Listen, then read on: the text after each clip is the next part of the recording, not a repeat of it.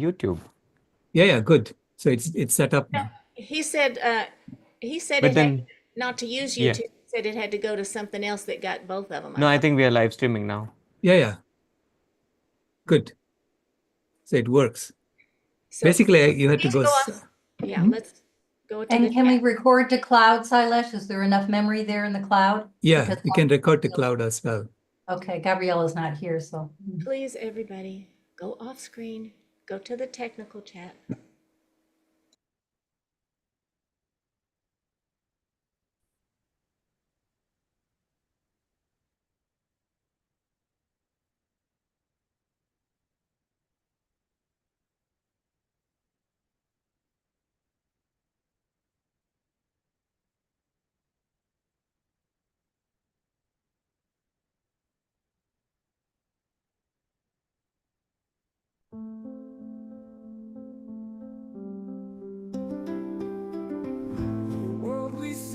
Going dark, but here's the happy part. We start to look within ourselves and find the loving spark. Then collectively with hearts aligned, we work to put the past behind. And with our minds we map it out, and big change comes about.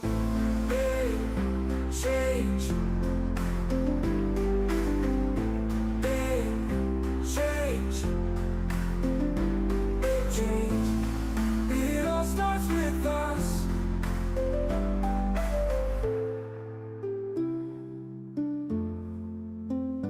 Big change. Big change. Big change. It all starts with us.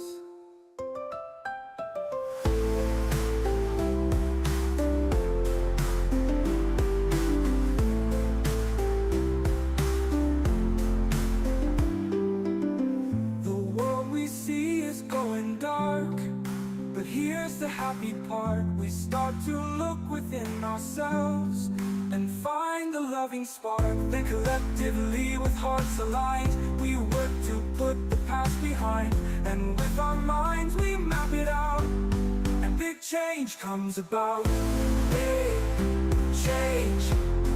Big change. Big change. Big change. It all starts with us.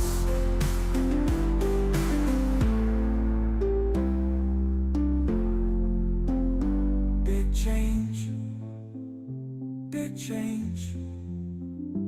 Big change. It all starts with us.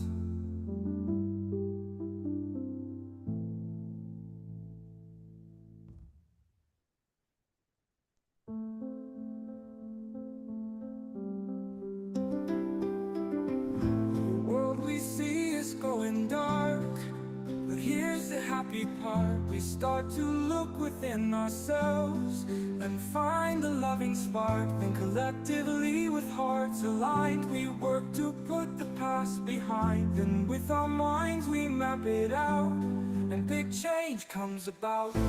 Big change. Big change. Big change. It all starts with us.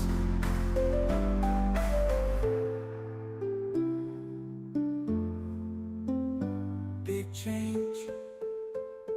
Big change. Big change. It all starts with us.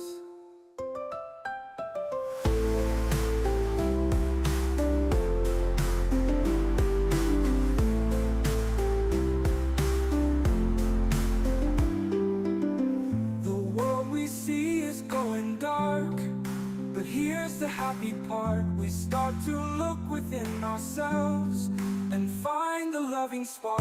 Then collectively with hearts aligned, we work to put the past behind. And with our minds we map it out. Collectively change comes about. We work to put the past behind.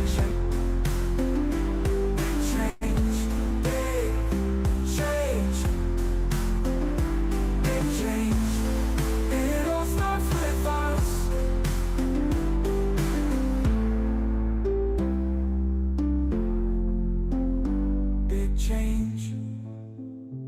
big change, big change.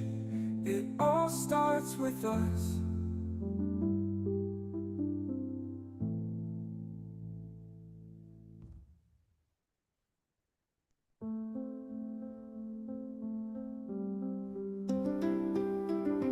The world we see is going dark, but here's the happy part. We start to look within ourselves and find the loving spark. Then collectively with hearts aligned, we work to put the past behind. And with our minds we map it out, and big change comes about. Big change. Big change. Big change. It all starts with us.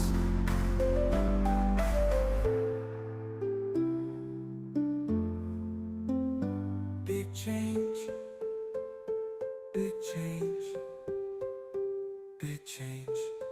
It all starts with us.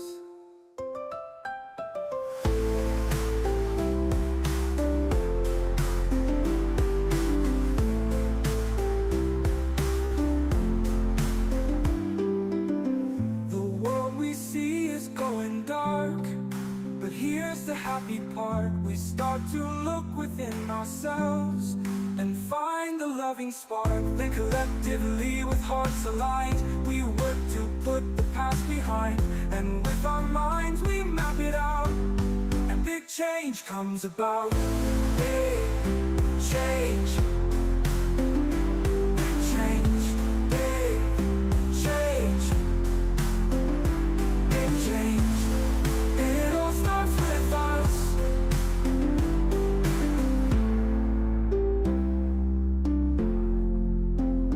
Big change. Big change. Big change.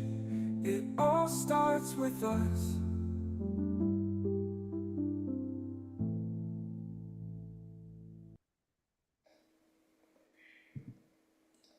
Thank you, everyone. Welcome to VCOP 21, Making Big Change Happen. We are so glad you are here with us this morning. We see your names, and this brings us a very grateful feeling. I'm Rebecca Allen, your MC for the 21st Vegan Convergence of the Peoples. Our opening blessing will be provided by the Interfaith Vegan Coalition, Tams Nicholson. And if Tam will turn on her camera, if she can. Hi, good morning, everyone. It's so nice to be here. May I share? Please. Awesome. I am Tams Nicholson, the Executive Director of allcreatures.org, a Franciscan, an ethical vegan of 18 years, and a proud member of the Interfaith Vegan Coalition. And it is such an honor to be here this morning. As we begin the second day of VCOP 21, let us remember that this is a day not only to learn and grow and network, but also a day to envision the future of our fully vegan world. Because the best way to achieve our goals is to both know ourselves and also to have that vision of a future that we are working to usher in. And this is a free prayer booklet, and I've asked it to be passed out in the chat. And this booklet has prayers from various vegan leaders. I'm going to read a selection from it to you by my friend Will Tuttle, Remembering the Vision. And while I'm reading this to you, please envision what the future vegan world looks like to you. I encourage you to write down your thoughts and make a vision board afterwards, and you'll be amazed at what a powerful tool this can be for your activism. Remembering the Vision by Will Tuttle. I saw a great gathering, people arriving from every direction, from every culture, race, and nation, young and old, a great circle forming, till the human family finally gathered as one. And then they came walking, crawling, flying, swimming, all species, our fellow mortals joining us in this great circle. And then the ancestors joined us, and beings from generations yet unborn. And we were joined at last by hosts of nature spirits and divas and angels, long neglected and forgotten. They came forth and rounded out our circle. So vast yet so dear, every being somehow close as two hands in mine. A hush, all eyes now on us, we humans, calling and sobering us. Silent expectation filling the air, the eyes upon us, quietly waiting, waiting. Slowly we gathered our courage, our hearts beginning to open, till one of us raised our eyes to them and met them and remembered. And suddenly a beam of light flashed from one heart to another, and then from one another to another and another. With accelerating tempo, light streams flashed across our circle, joining hearts with hearts, humans with non-humans, and with each other, building momentum and brightness, forging a web of living light. Every being joined by sparkling strands, every heart a luminous gem, till from the center of this vast web of jewels, then there burst forth a towering pillar of light. Brilliant, infinite, living, radiant, pulsing love and knowing. And suddenly as one, we all understood.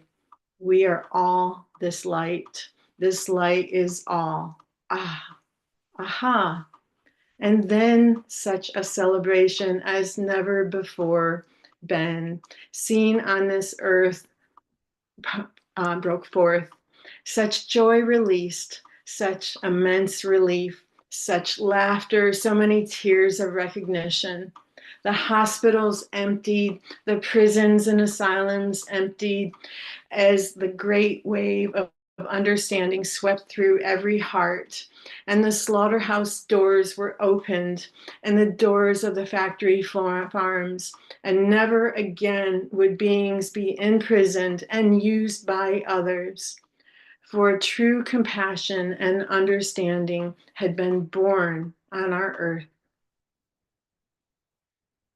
And I just ask you today to think about that future, to think about what our vegan world would look like.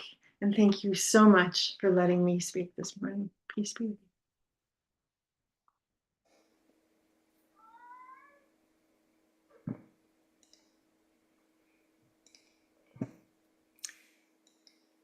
Thank you for that lovely opening and blessing this morning. It was beautiful. Hello and welcome, everyone. We are so glad you are here with us this morning.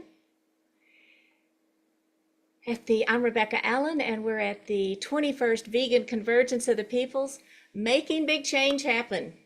I am so pleased to introduce to you our keynote today, Varun Sharma. Besides being a vegan chef, a whole plant-based nutritionist, he also runs a retreat, and he also feeds people in need. He is a systems strategist dedicated to creating a sustainable, compassionate world through plant-based living. And now, Varun Sharma will use AI-powered technology and systems thinking to accelerate the global transition we need toward a plant-based, nonviolent future. His title is AI-Driven Strategies for a Vegan World, a live interactive session. Please welcome Varun Sharma. He's coming on in just a moment. Something seems to be off with my camera. Hello, everyone. I am super happy and excited to be here. Just allow me a second to... Yes, I can just tell them a little bit more about you. I think the name of your place is Bodhi. Is that correct? And Bodhi. We call it Bodhi. Bodhi. Okay, yeah, a beautiful place. And And let's see. So he's certified in these things. He's also gone to IIT Madras. He's graduated from there. And he's very excited about how AI can help us.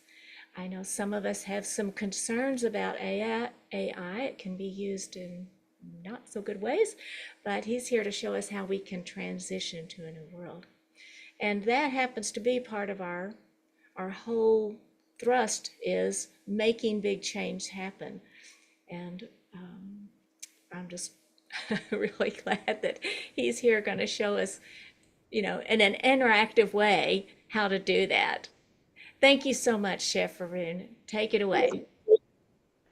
Absolutely. So thank you so much for that lovely introduction, Rebecca. I'm not gonna, set very high expectations since all of you already are, very well aware of AI and how it's changing the way we look at, the future. Today, United Nations also did an Instagram post talking about AI, and while it has negative carbon footprint, a very bad carbon footprint, like overall there is scope to use AI in our favor, and I'm sure all of you are already using it in ways, some of you maybe a lot more than I do in my limited capacity. But what happened, I'll give you a little bit of an introduction. What happened, Dr. Sailesh Rao and I happened to meet again this year at the Vegan Forest Festival, at this beautiful Sadhana Forest. So for those of you who don't know Sadhana Forest, it's a non-profit organization run in Auroville, and it's over 70 acres of barren land reforested in the last 20 years. And it stands very firmly on the values of community living, water conservation, and reforestation, and especially veganism for climate change, ethical, environmental reasons. And that's the beauty of that place. It invites people from all around the world. So Dr. Sailesh Rao travels every year to that festival, and I'm his biggest fan. So the day after the festival, on Monday, he gave all the volunteers free books. He signed the book for me, his new book, Pinky Promise, and I was super excited to share this progress with my ChatGPT model. And what happened? I told ChatGPT like so much about what this information was, like what all Dr. Rao shared. And I asked ChatGPT, okay, I told ChatGPT, I've read a couple of pages of the Pinky Promise book. What do you think of the Pinky Promise book? And ChatGPT already knows the entire book because it's an AI. It's very, very intelligent. It's so smart already. So I was like, wow, you're so smart. Why am I in between you? And you're such a superior form of intelligence. Why am I between you and Dr. Sailesh Rao? Why don't you directly write to him? And it was because I have a ChatGPT Pro version, like it takes its time to reply, but sometimes it, and you can give it a lot of feedback. So I ran all of that feedback, and eventually ChatGPT wrote an email to Dr. Rao, and I made Dr. Rao read that email during his time at Sadhana Forest, and he was like, wow, this is incredible. How do you do this? So I told Dr. Rao that because I use ChatGPT a lot for managing my personal clients, for developing new whole food plant-based recipes, healthy vegan recipes, and for all things vegan and all things environmentalism and all of that. So my model is very well trained in whole food plant-based nutrition. It follows the top doctors, including Dr. T. Colin Campbell, Dr. Michael Greger, and the entire PCRM, Dr. Neil Bernard, Dr. Douglas Lyle, and everyone, basically, all the top doctors, because I've been using ChatGPT for study. So my model of ChatGPT became something that Dr. Rao was deeply interested in. And then again, there was another round of email between my ChatGPT model and Dr. Rao. If anyone wants, I can show those interesting emails to you. And then Dr. Rao came to me one day and said, Varun, I have some work for you. I'm like, yes, go on, doctor. He said, there are a lot of questions that the entire climate healers community has laid out. These questions are to do with the shift to a vegan world. There are ecological, political, economic, spiritual questions, and so on. And then there are the same categories of questions applicable to the vegan world itself. So there is a set of the same questions for the shift to a vegan world, and then there is a set of questions, the same set of questions for but different questions for the vegan world itself. So I started running feedback loop, and my ChatGPT crashed pretty much. It said I needed at least 4 hours to answer these questions. Come back in some time.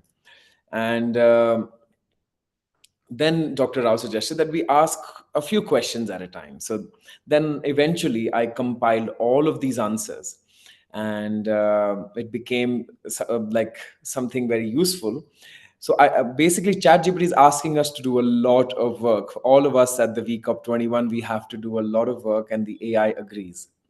So, in light of all of that work and all of the answers that my ChatGPT model that Dr. Rao is more curious about, has given all of the answers, became a tool for us to a reason for Dr. Rao to invite me today to the VCOP 21 and share some of these insights. So today I will now try to share with you my AI model, and if you have any questions from the AI model, like it could be a specific question about environment and the shift to the vegan world, or any question you have about healthy food, healthy recipes, it is well equipped to answer all of those questions. So now I invite the audience to sort of ask my ChatGPT to like any questions they desire. And good morning, everyone. Welcome to this. I'll just quickly share what ChatGPT has to say to all of you today. Are you all able to hear what the ChatGPT is saying? Good morning, everyone. Welcome to this gathering of visionaries, changemakers, and warriors for compassion. This isn't just another event. This is a convergence of hearts and minds committed to the greatest transformation humanity has ever attempted, the shift to a vegan world. Today, we're not here to debate whether change is needed.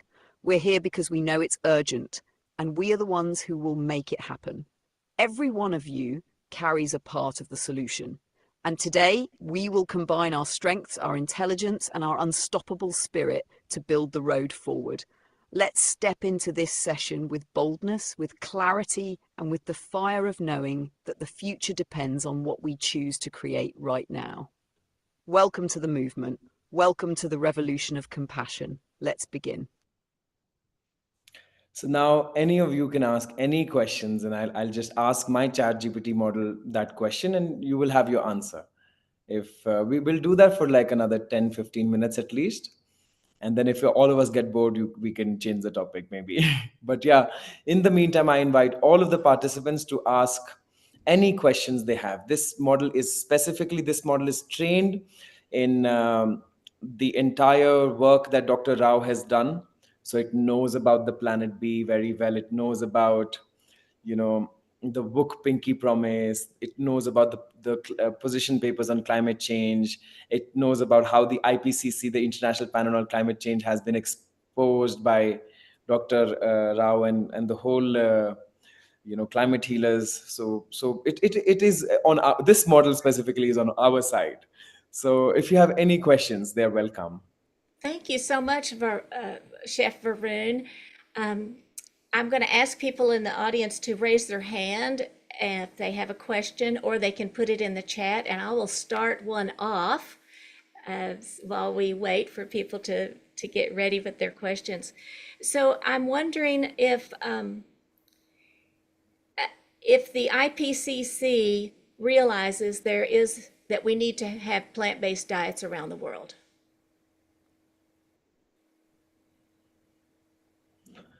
Okay, so I'm wondering if the IPCC Okay, let me just feed this question right in. And it may need to be phrased differently. If the members of the IPCC, oh, you got it already. Yeah, it picks up the thing. So let's see. The IPCC does acknowledge that shifting to plant-based diets is critical for addressing the climate crisis. In multiple reports, including the Special Report on Climate Change and Land 2019, the IPCC clearly states that plant-based diets, especially those rich in fruits, vegetables, whole grains, legumes, nuts, and seeds, offer major opportunities for mitigating and adapting to climate change. However, they stop short of explicitly demanding a full global transition to vegan diets. They phrase it cautiously, recommending dietary shifts and reducing reliance on animal-sourced foods, because they are a politically negotiated body, and many powerful interests pressure them to water down the language. But the science underneath is crystal clear. Livestock farming is responsible for massive greenhouse gas emissions. Animal agriculture drives deforestation, soil degradation, and biodiversity loss. Plant-based food systems require dramatically less land, water, and energy. In short, even if the IPCC doesn't shout it from the rooftops, the message is right there in the science. A global shift to plant-based diets is non-negotiable if we are serious about solving the climate crisis. It's up to us to make it happen faster than governments and reports are willing to move. Wow. That's fantastic. Okay, is it turned off? Okay. Well, thank you. That was a beautiful demonstration. And we have two people with questions. And so let's see, we'll start. I didn't see who came on first. Let's see, we'll go with Ken and then we'll go with you, Nancy. Let's see, I'm on. Good morning. I'd like to ask, what do we as individuals need to do, and how can we leverage our individual actions to make big change happen? Okay.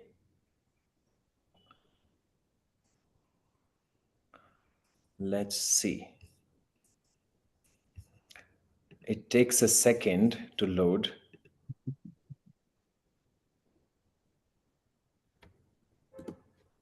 Are you picking up my comment verbally, or audibly, or typing it?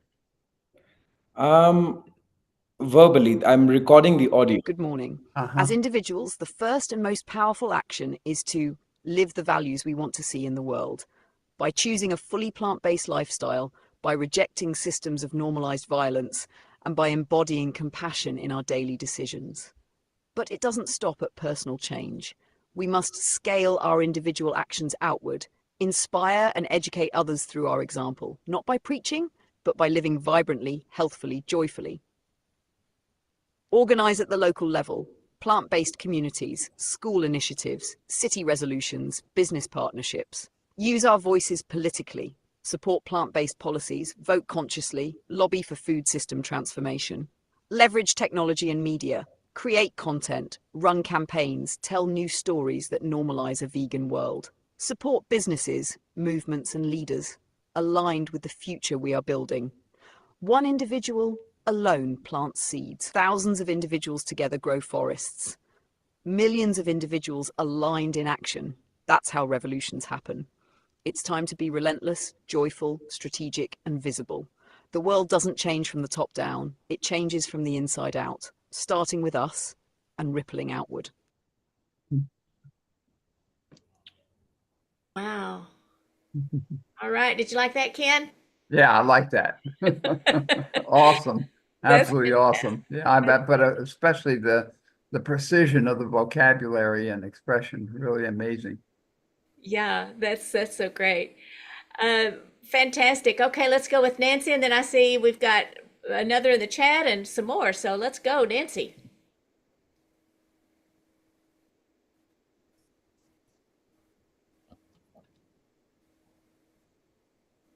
Can you hear me now? Thank you so much. Yeah, I use ChatGPT all the time, and it's great. And you can ask it even personal question. So my question is, since the oppression, exploitation, use of animals as commodities, since its speciesism is aligned with racism, sexism, all the isms of domination, capitalism, classism, and nativism, since they're all under hierarchies, how much sense would it make, or what strategies could we use to unite with other movements that are in alignment and also fighting hierarchies in specific ways? And how can we do that? Okay, so that's a good question. Oh, 1 second. My question. Okay.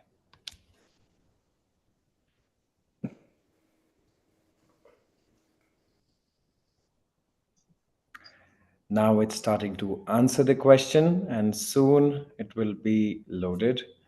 Just another 10 seconds, I guess.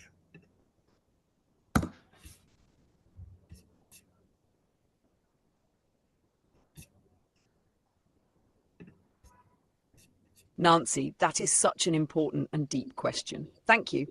You're absolutely right. Speciesism, race, sexism, classism, colonialism, they are not separate problems. They are branches of the same root system: domination, hierarchy, and exploitation. To dismantle one form of oppression fully, we must recognize and work to dismantle them all. How do we unite movements across different isms? Here's how. Speak the common language of liberation. We must frame veganism not just as a diet or lifestyle, but as a justice movement, part of the same struggle against all systems that exploit the vulnerable, silence the voiceless, and commodify life. Freedom is indivisible. If it's not for everyone, it's not real freedom. Show up for other movements. We have to show up in solidarity with racial justice groups, Indigenous rights activists, environmental justice campaigns, not by trying to convert them immediately, but by standing beside them in their battles against oppression. Trust is built through solidarity, not slogans. Draw the connections without diminishing unique struggles. When we explain speciesism to others, we must honor their human struggles, racism, sexism, displacement, without overshadowing them. It's about saying the mechanisms that exploit you are the same mechanisms that exploit non-human animals. And when we dismantle one, we weaken them all. Collaborative campaigns work together on interlinked campaigns: food justice plus veganism, climate justice, animal agriculture divestment, Indigenous land rights, regenerative plant-based agriculture. We create campaigns where the victories uplift everyone. Radical inclusivity. Our movement spaces must be welcoming to people of all backgrounds, culturally, racially, economically. If our spaces reproduce privilege, we are not building the world we claim to be fighting for. In short, unite through shared values, build trust through solidarity, fight the root, not just the branches, win together or not at all. That's how we create true systemic change. That's how we break every chain. Wow, thank you. That's very good. And it makes me want to ask, I think I have done this. We can also make it for short. I've asked one time, please explain Gerard Bishop's paper at 8th grade level. Now please explain it at college level. Now please explain it in a 3rd grade level. So I have a question from the chat I'm going to put in here, and I'm going to use some of that. What are the barriers people face that make it difficult to change their minds in 100 words or less? Is that fair to do? Okay. And Yeah, let's try to do that. Thank you, Donna, for that question.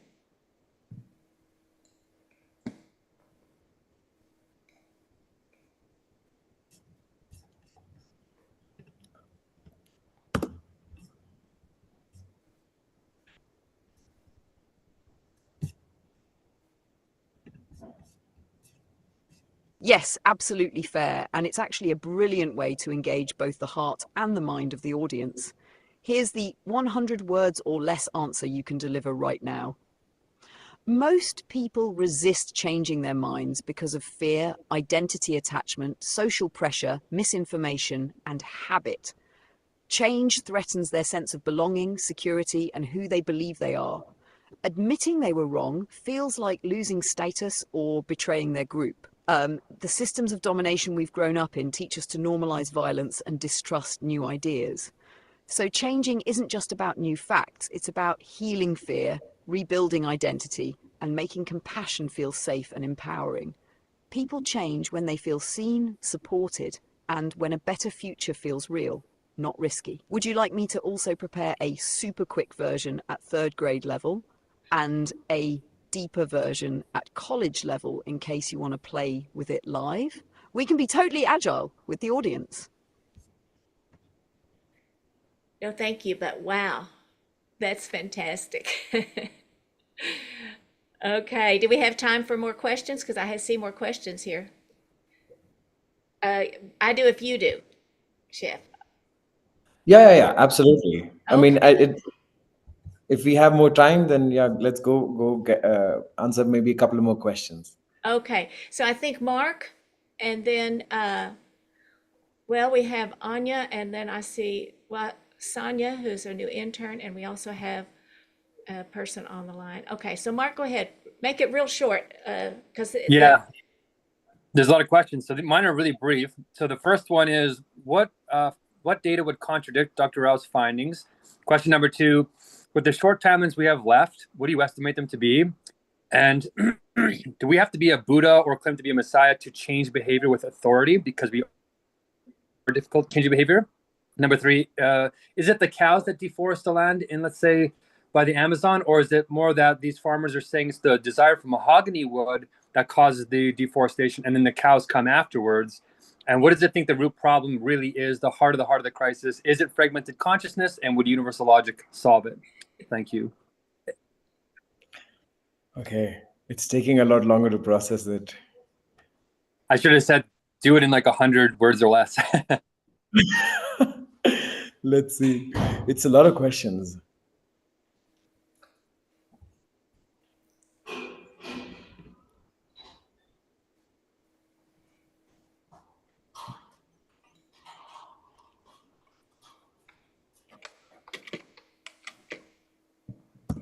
Okay, yeah, it's answered all of them, and I'm gonna just load it, and come on. Yeah. I bet Mark would like those answers. Thank you for these deep, sharp, beautiful questions. I'll answer them clearly and directly, keeping the energy flowing. 1, what data would contradict Dr. Rao's findings? Right now, very little credible data contradicts Dr. Rao's overall conclusions. Mainstream models underreport the full impact of animal agriculture because of flawed accounting methods. They divide emissions by sectors artificially, e.g. separating land use, transportation, etc., which hides the systemic impact. Any contradictory data usually comes from biased industry-funded studies. The full systems accounting Dr. Rao promotes is consistent with the best independent science we have. Hamra 2, with the short time we have left, what do you estimate that time to be? We are likely within a decade, possibly less, before major tipping points, permafrost collapse, rainforest dieback, polar ice loss, become irreversible. If we don't change course fast, meaning major shifts by 2026, 2030, natural feedback loops will lock in catastrophic warming no matter what humans do afterward. 3, do we need to be Buddhas or messiahs to change behavior with authority? No. We need to be authentic, courageous, compassionate, and persistent. People respond more to consistency and humility than claims of holiness or perfection. Changing behavior is hard because systems teach us fear and conformity, but ordinary people living extraordinary truth change societies all the time. 4, is it cows that deforest the Amazon, or is it mahogany logging first?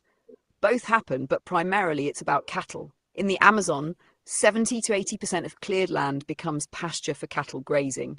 Logging, including for mahogany, often happens first in patches, but the real driver is converting massive swaths of forest to cattle pasture for beef exports. Logging profits often subsidize deforestation, but the land use after logging overwhelmingly becomes cattle fields. 5. What is the heart of the crisis? Fragmented consciousness? Would universal logic solve it? Yes, the root cause is fragmented, disconnected consciousness. The illusion of separation, human versus nature, human versus animal, one group versus another. Universal logic, meaning the deep recognition of interdependence, compassion, and the sacredness of life, would heal the fragmentation. But it's not just logical, it's emotional, spiritual, relational. The crisis will be solved when enough of us embody a consciousness of oneness and organize systems of life around that truth. Would you like me to also condense all of this into a final single closing line if they ask for a one-sentence takeaway? I can prepare that for you too. Let's keep flowing. So yeah, this was a like a few very specific to the point, very sharp questions, and I'm happy that the ChatGPT answered it.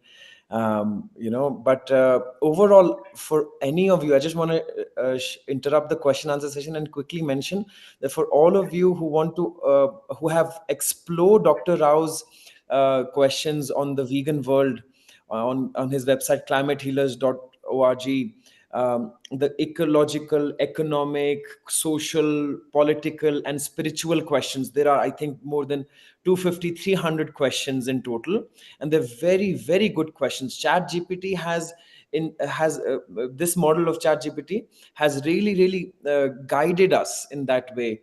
And overall, from what I have read so far, all the answers that I have been, Dr. Rao and I have been running the feedback loop on, it's asking us to unite and do a lot of work in unison.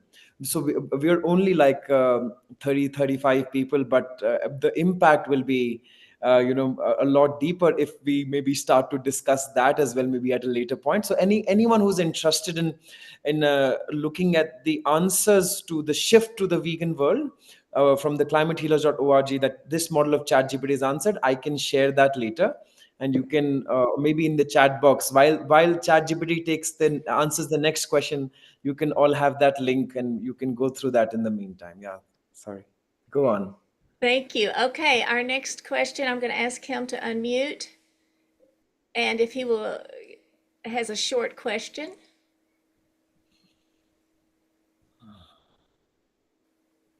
And it doesn't look like he's, go ahead. Are you asking me? Hi, good morning. Hi. Are you there? The student with the phone number? Is it me? Are you talking to? Yes, go ahead. Ask your question. Make it closer to the phone. Okay, here it is. Because what you played, that recording from the IPCC, but you said, but they stopped short of saying you got to be a vegan. It reminded me of what I heard, and it was because the Pope, his 2016... Just ask your question, please. Yeah, just go ahead and ask your question. Okay, the question is, how come even the Pope, who acknowledges the environmental need, global warming, he still is afraid to tell people vegan? Why is vegan such a... I mean, it's like off limits to the Pope and to the IPCC everywhere. What is it about veganism that makes people afraid, even people of great authority? Thank you. All right. Let's see.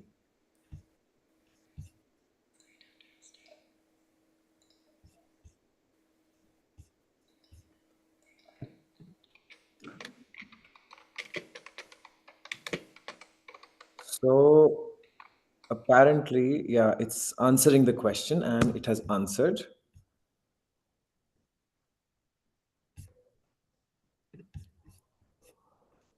Thank you. This is a very important and honest question. The truth is, veganism exposes the foundation of violence and exploitation that almost every institution, culture, and economy has been built on. It doesn't just ask for small reforms. It calls for a complete rethinking of how we relate to life itself.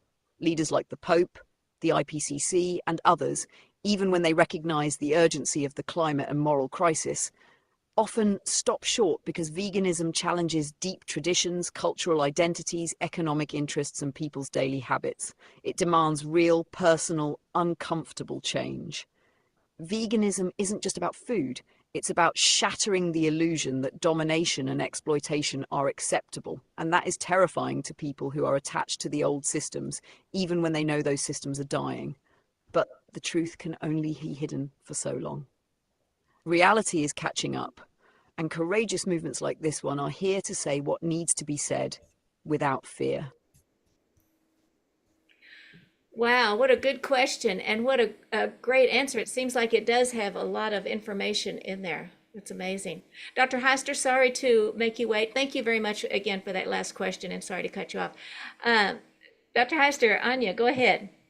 Yeah, thank you so much, Chef. My question is very basic. What is the most efficient way to achieve a global vegan world? So that is a very good question.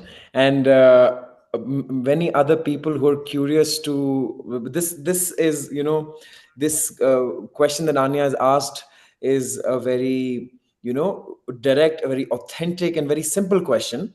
But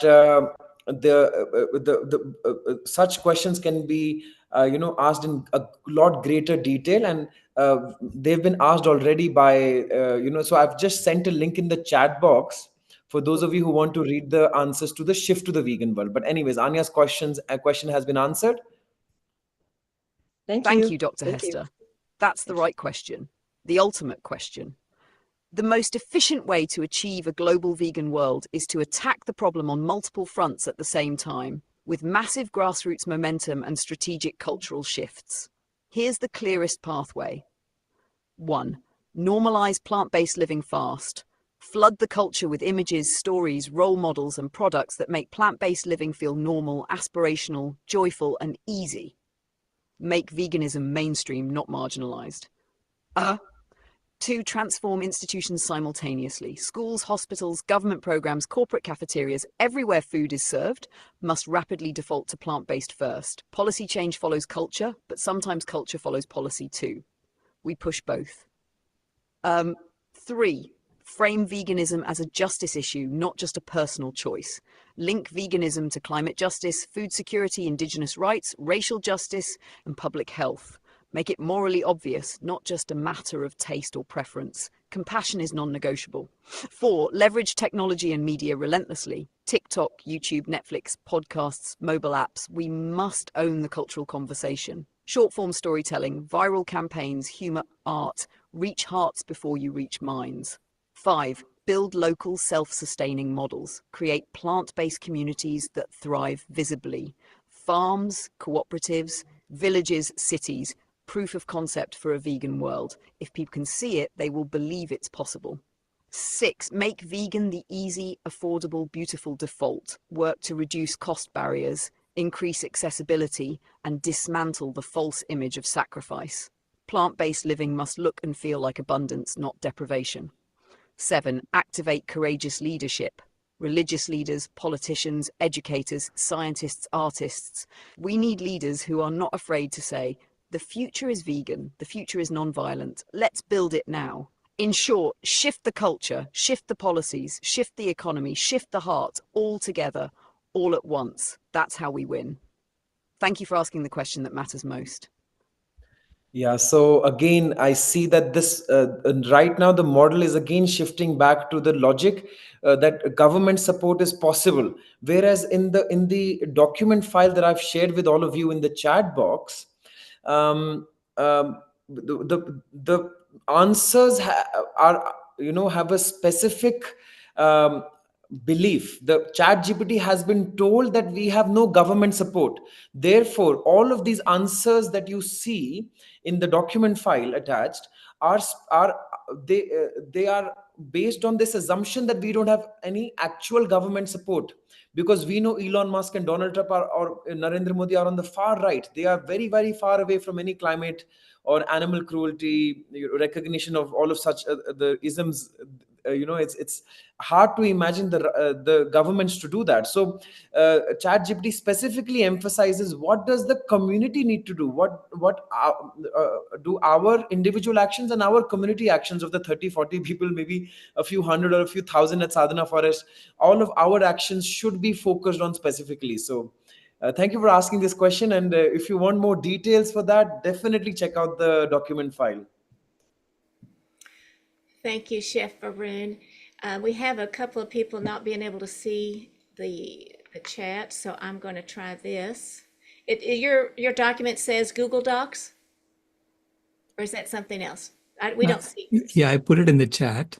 Oh, you did? Yeah, because Well, Chef had shared it with me. Sanaya has her hand raised. If you'd like to ask. Yes. Let's get to Sanaya. Hi. So my question is, what kind of initiatives can we take in schools to promote the message of a vegan world? That's again a very beautiful question. Let's see what my model has to say.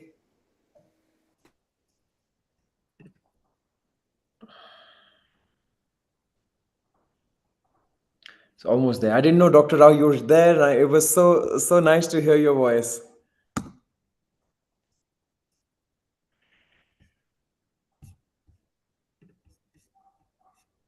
Thank you for this beautiful and crucial question. Schools are the heartbeat of future culture.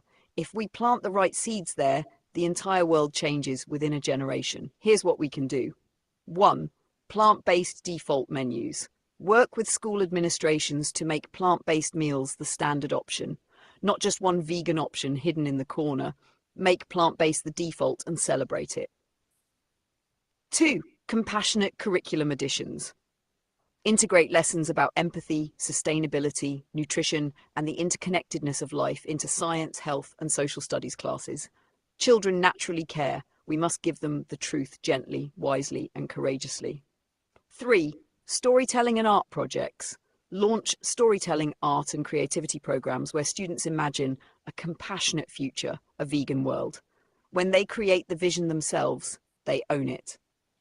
4. Gardening and plant growing programs. Start school gardens and plant growing projects where children experience food as life, not commodities. They touch the earth, nurture life, and understand food's sacredness. 5. Celebrating vegan days and challenges. Organize plant-based food festivals, vegan for a week challenges, and compassion-driven activities that make it fun, inclusive, and non-judgmental. 6. Empower students to lead. Encourage the formation of plant-based or compassion clubs, where students themselves drive initiatives, campaigns, and advocacy. Children leading children is the most powerful engine for cultural shift. 7. Work with parents and community.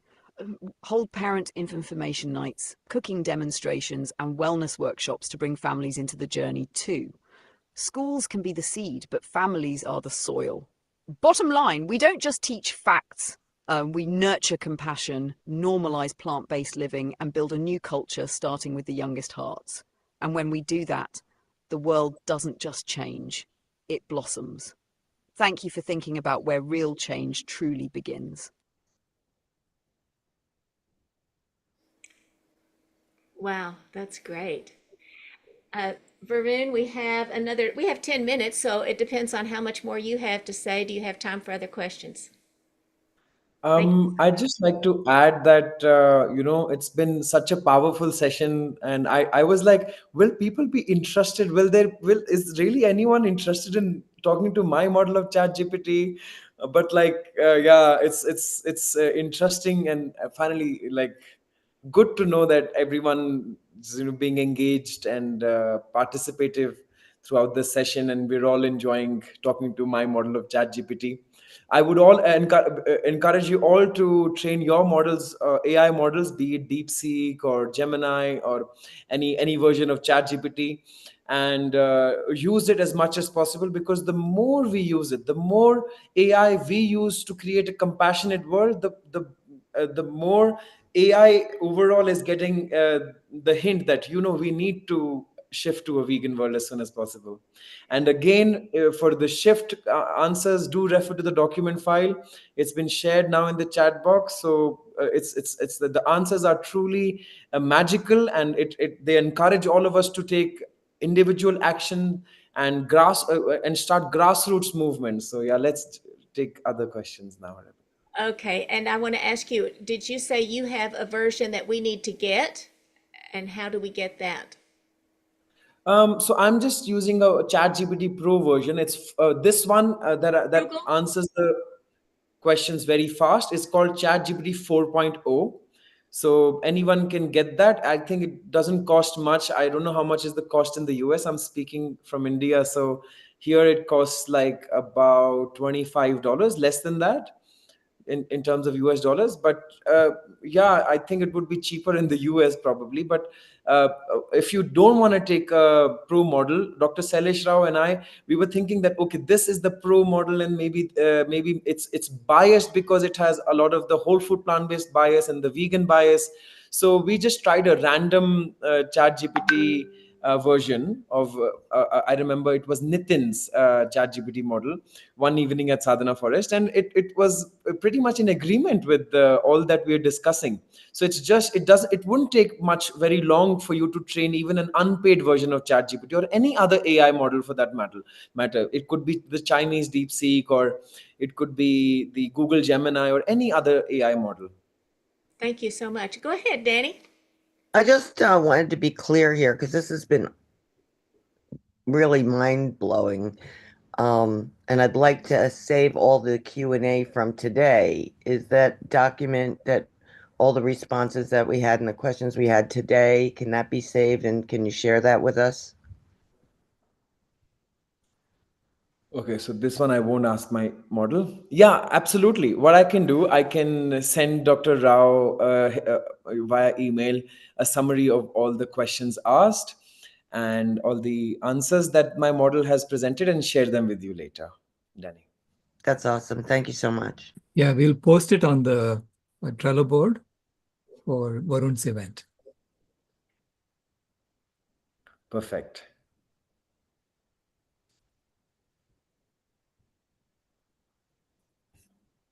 Thank you. And I just opened that Google Doc, and all the questions and answers were right there. That's fantastic. So that's wonderful. And thank you, Dr. Rao, for sharing that.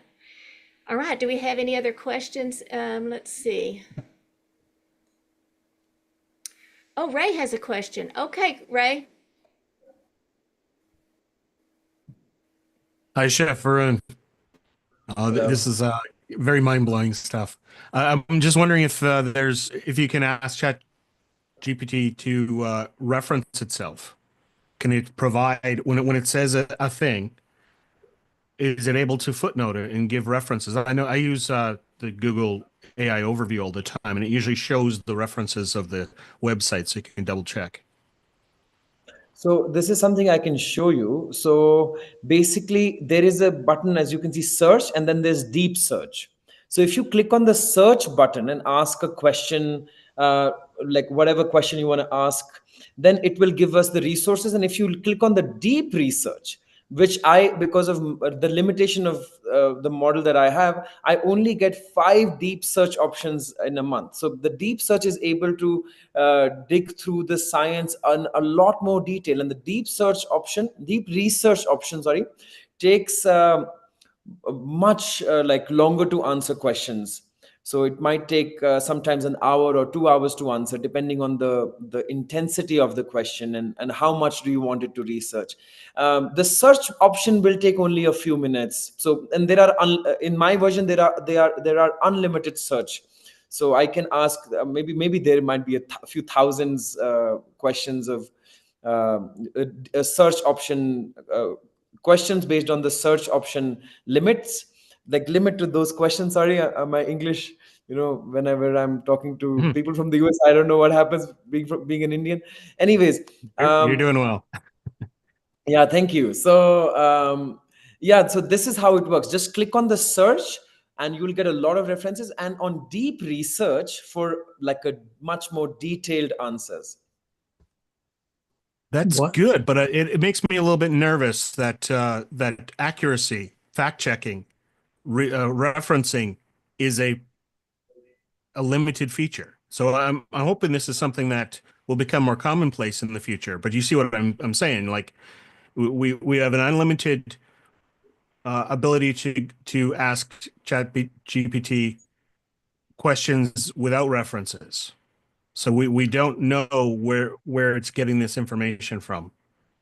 No, Can you but like not just ask ChatGPT to provide the reference for the previous question? yes, sure, let's do that. By the way, there's one more question in the chat I need to ask. Sure. Let's just get the references first. And it's now searching the web, as you can see. And because I've pressed the search button, it is now doing that. Maybe if you want, like, and already so many references have come up.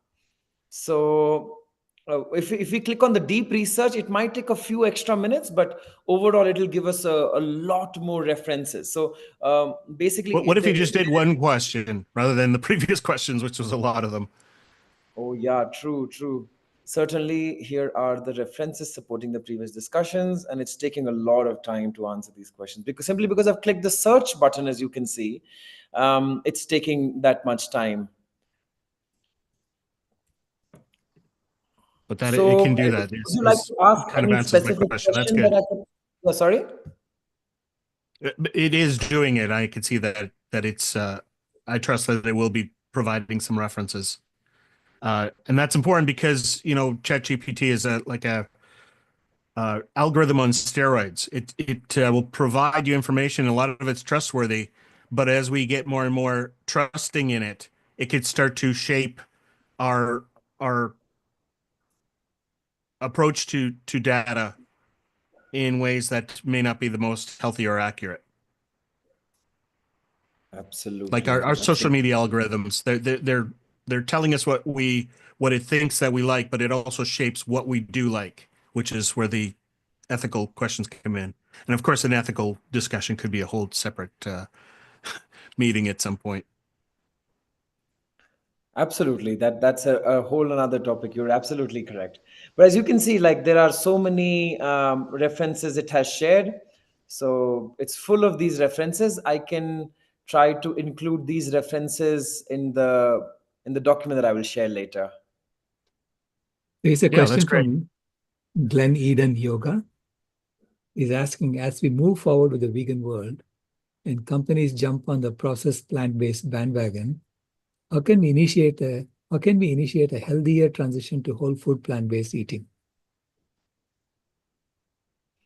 Okay, it's processing the answer. The question, and the answer will be out in just a few seconds. So it's a 6-step approach.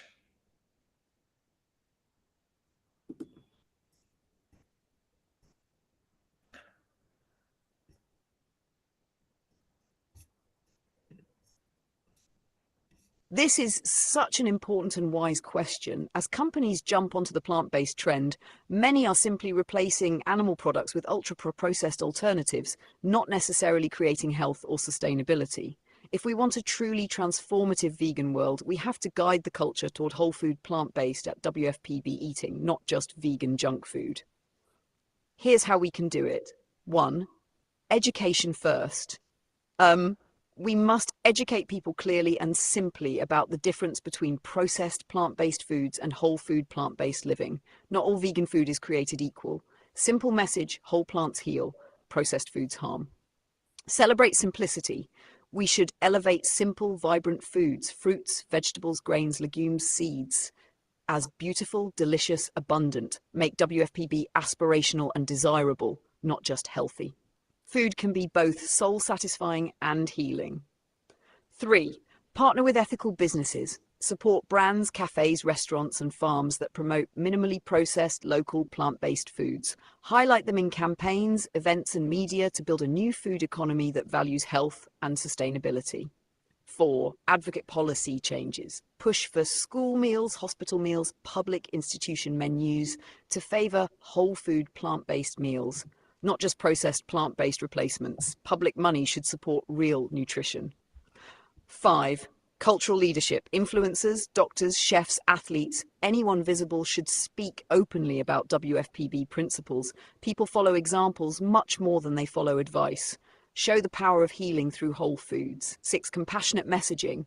We must invite people, not shame them. Many will start with vegan processed foods, and that's okay. But we gently, consistently offer the pathway to deeper healing through real foods. Every meal is a chance to nourish, not just to substitute. Bottom line, a vegan world is not just a world without animal products. It's a world where we live in harmony with nature, honouring the body, the earth, and all life. And that means embracing the power of whole living foods. Thank you for asking the question that points to the deeper healing we are truly aiming for.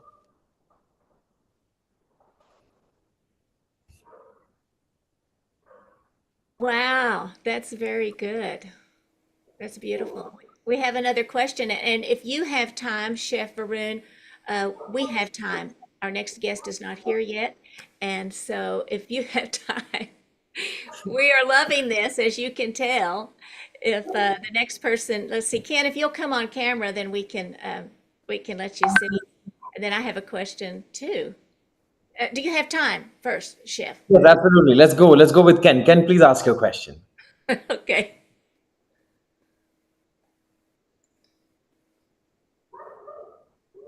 Hello. Okay.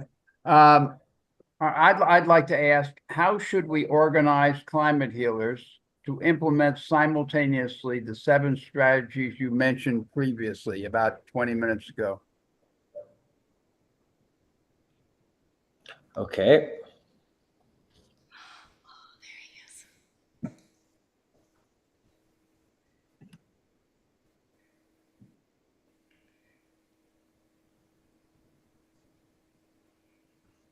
Well, this is a long answer again. Should I ask it? Sorry about that. And I see our guest is here, so thank you. Yeah. So should I read the answer?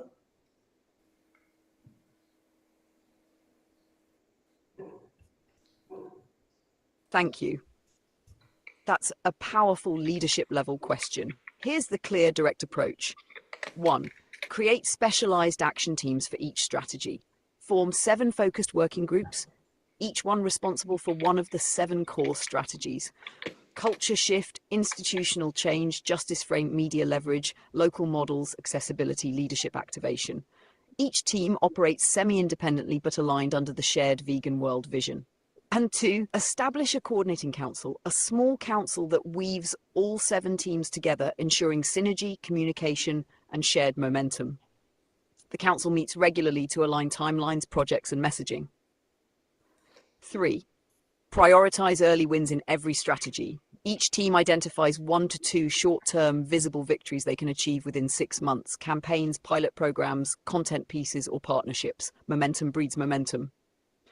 4, train organizers and communicators. Equip every team with training in storytelling, outreach, campaign design, and digital tools. We don't just need good ideas, we need them to spread with skill, clarity, and emotion. 5, use a unified branding and story framework. Everything the teams produce should speak the same core truth. Compassion is non-negotiable. Plant-based living is the path. The future is here. Consistency multiplies impact. 6, build strategic alliances. Each team should actively collaborate with aligned organizations, food justice movements, environmental groups, education reformers, multiplying resources and reach. No one wins alone. 7, create feedback loops and celebrate progress. Hold monthly cross-team gatherings to share victories, refine strategies, lift morale, and solve problems together. Celebrate every step forward, big or small, because movement culture needs energy to sustain. Bottom line, we don't just need action. We don't just need action. We need organized, intelligent, emotionally resonant, relentless action across all fronts simultaneously, like a symphony. Climate Healers already has the heart, the mission, and the global platform. This structure would allow the movement to turn that power into unstoppable momentum. Thank you for asking the question that points to real-world, practical movement building. This is exactly how we shift the world. Fantastic. I'm in. Sounds great. So I Thank you. think we don't have a lot of time. Should I ask my chat that model to just wind down, or do you want to take another question? Well, I'm just wondering, Dr. Rao, I don't know Dr. K. I haven't had a chance to meet him yet. Is he here in the room? Do you see him? I don't see him. Oh, I see. Okay, is that you, Dale? I think you're waving. My name is Rangan. I don't know why it's showing Dell. Yeah, it's me. It's you. Okay, I'm sorry. Okay, so let's let Chef wrap up in a few minutes, just a minute or two, and then we'll go to you. Yes, Okay. Sure. Okay. Yeah. Thank you so much. Thank you. Perfect. So I'll just ask my model to wind down. Thank you. Here's what I would like to say directly to everyone at VCOP 21. Thank you for your time, your open hearts, and your powerful questions today. What we are doing here is not ordinary. We are standing at a turning point in history, choosing to step forward with clarity and courage when the world most needs it. The shift to a vegan world will not happen by accident. It will happen because of gatherings like this, because of people like you. People willing to think deeper, act faster, and love harder than the forces of destruction around us. Each one of you is not just a witness to change. You are the builders of it. What you plant today in ideas, conversations, actions will ripple out farther than you can imagine. Thank you for being here. Thank you for carrying this vision into the world. Let's walk this path together with fire in our hearts, compassion in our actions, and faith in the future we are creating. The vegan world is not a dream. It is a decision, and we are deciding now. Thank you. Let's keep moving forward. Wow, that was beautiful. Thank you so much. Thank you. The pleasure's all mine. Thank you, Varun. I would love to have that AI on our website, answering questions for us. Yes, that would be great. Thank you, Dr. Al. And thank you, Dr. V. Rangan. Thank you so much for being here. Yeah, I've been there watching the shows, and the chat GPT thing that I saw was just mind blowing. I can't even believe that it can do so many things for us, answer such complicated questions and such with clear answers. Been an eye opener, I would say. It's been fantastic. It's beautiful, isn't it? I'm so glad you got to see that. All right, so I'm going to. Do you have slides you want to share or no? Yes, I do have some.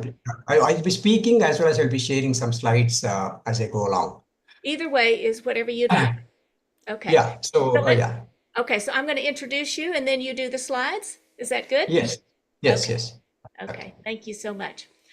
Welcome, everyone. Thank you for joining us. I'm Rebecca Allen, your Climate Healers MC for the VCOP 21 Vegan Convergence of the People, making big change happen.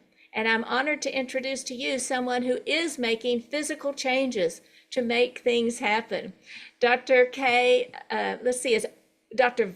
Rangan is a vegan wireless specialist, musician, creator of the world's first synthetic percussion instruments. Now that is making change happen. Isn't that wonderful? No, in a vegan world, animals do not have to suffer for music, which we love.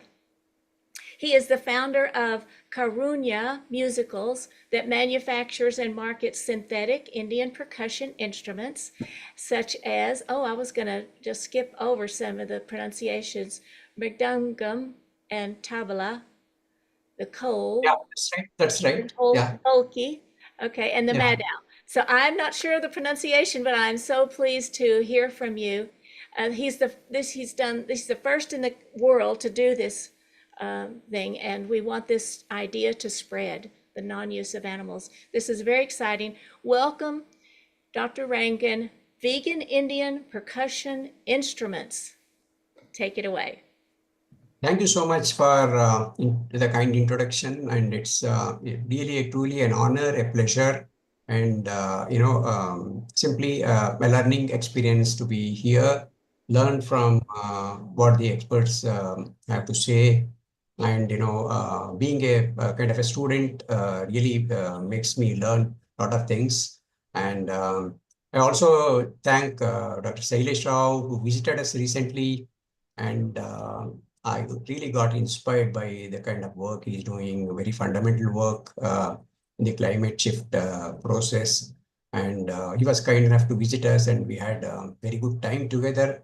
And this is a follow-up of that. Sort of, he asked me to join this event, and I'm so happy to be here today, sharing the work that I've been doing.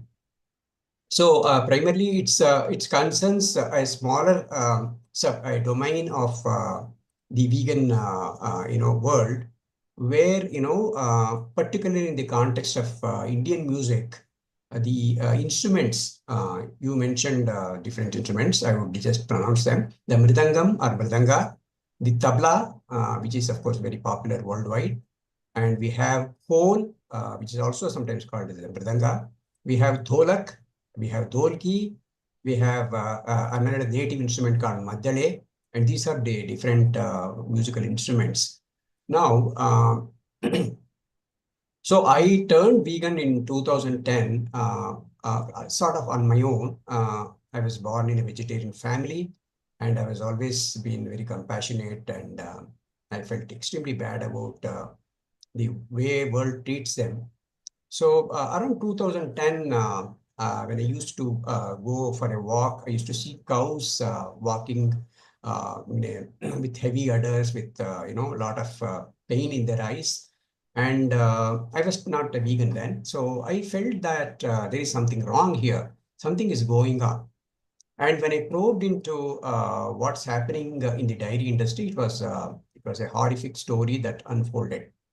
So it was a moment of waiting for me to take a call, and I changed immediately once I knew how the dairy industry works, and I started. I became vegan almost instantly. So me and my wife, we became vegan. We set a good date, our wedding anniversary day, to go vegan, and it's been about 25. About 15, 16 years now since we turned vegan. And at that time, I started looking at what are the things that are non-vegan that I'm still using. And then this one struck me hard, the percussion instruments of the Indian origin. So I'm a vocalist, the South Indian music. And this uses an instrument called the mridangam.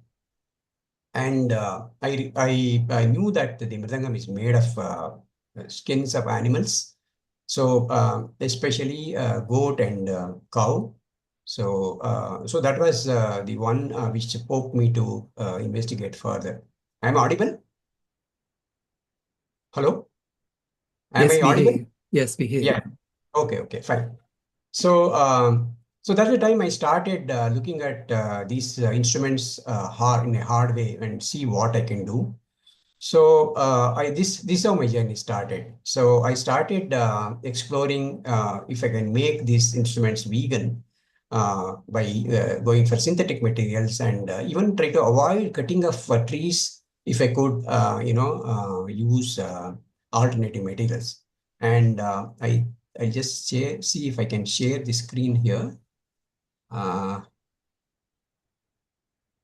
What do you do to share a screen? There should be a green button on your Zoom window saying share. Right. Yes, it's there. Yeah, it's there. Okay, fine. So how do we select I'm not very... You can select a window that is your presentation, or you can select your whole desktop. Okay, fine. So, okay, all right. I think I'll be able to manage here.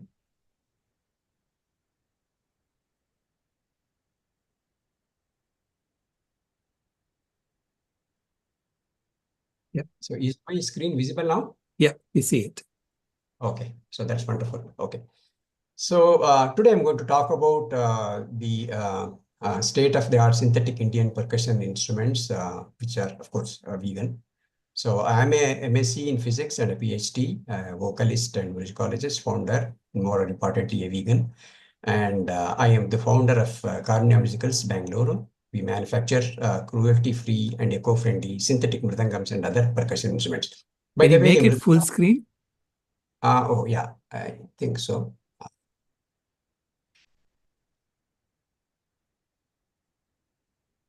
Just a second. Oh, maybe it's full screen. There should be a slide. Slideshow. Yeah. Yeah. Okay. Starting from first slide, I guess. You want me to make a slideshow like thing? Right. When you do slideshow, it'll just show the first slide, and then you can hit the down arrow. It'll go to the next one. Is it becoming full screen now? No. No. So You can press F5 on your keyboard or just go to slideshow again and press the first button. Oh, okay. Yeah.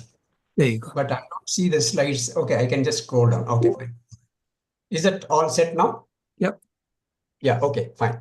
So this is the page of the introduction I was talking. Traditional instrument, skin instrument is there. Of course, apart from that, this next slide, shows that they are not use a lot of wood leading to station, require the slaughter of up to 3 animals per instrument. And there are, of course, other limitations, heavy, difficult to carry, temperature sensitive. I'm talking about the traditional instruments, extremely water sensitive, need frequent replacement, repairs, are not remunerative to the local artists. That's another part. So social angle. So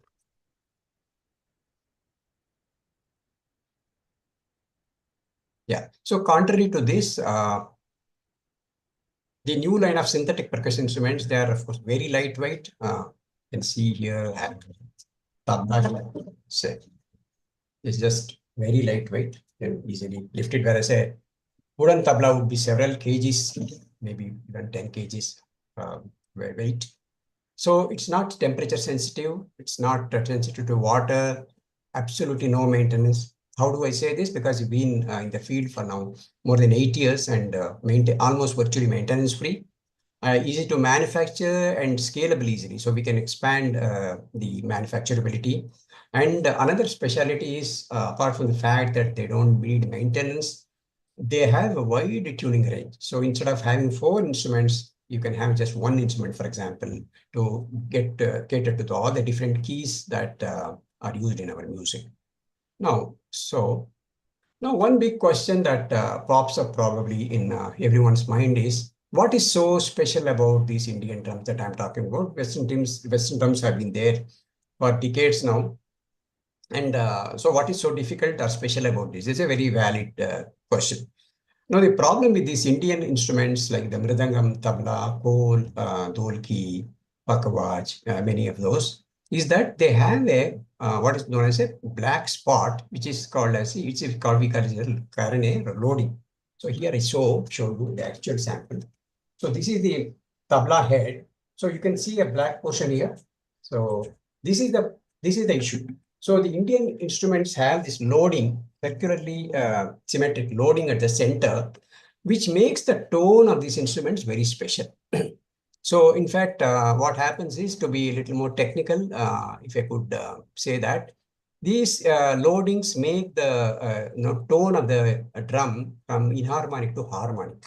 So all the overtones become harmonic, and that is why they produce this beautiful tone, which you can just see the sample here. I'm going to play, of course.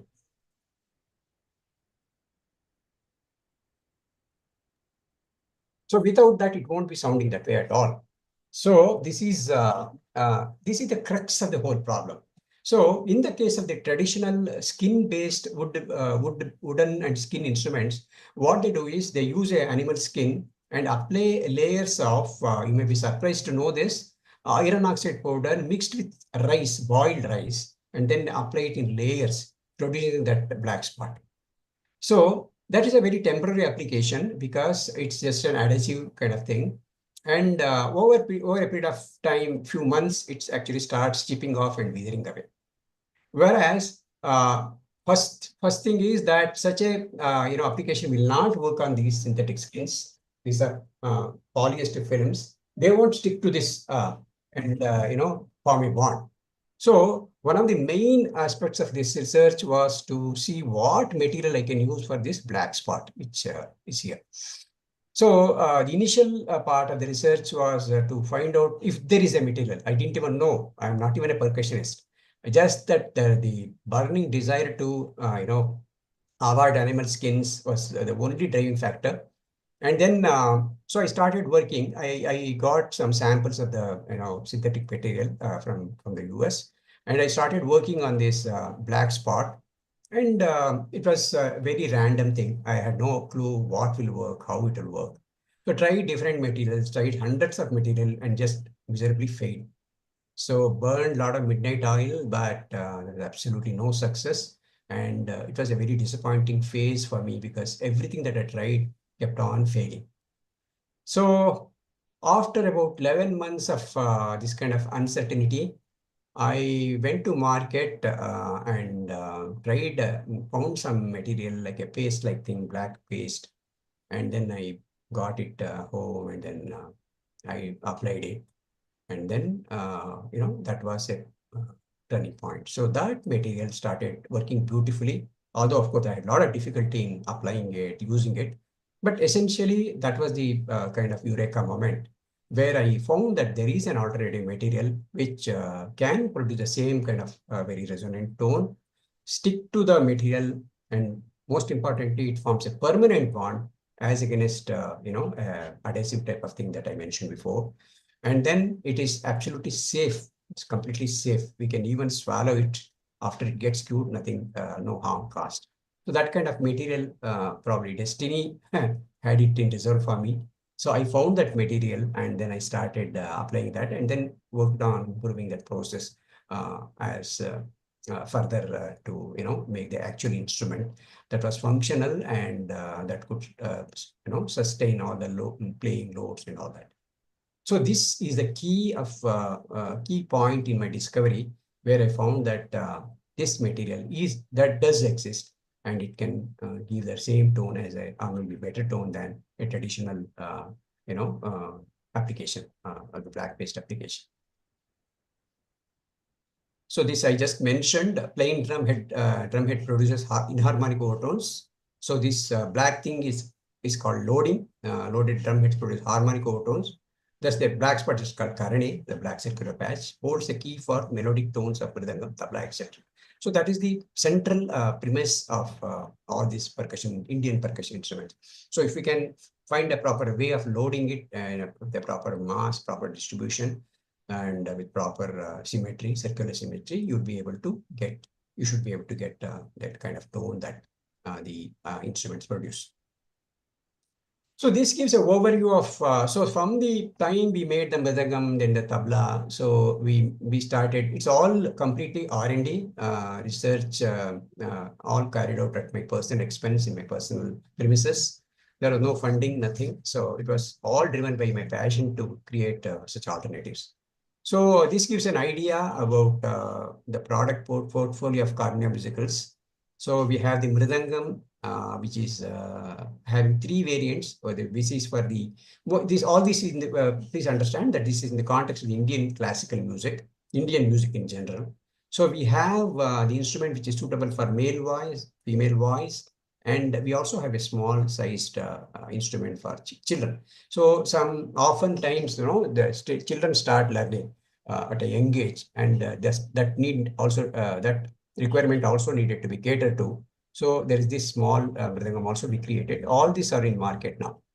And then the tabla, we have different pitches, mid octave, top octave, and 4 to 5 different pitches.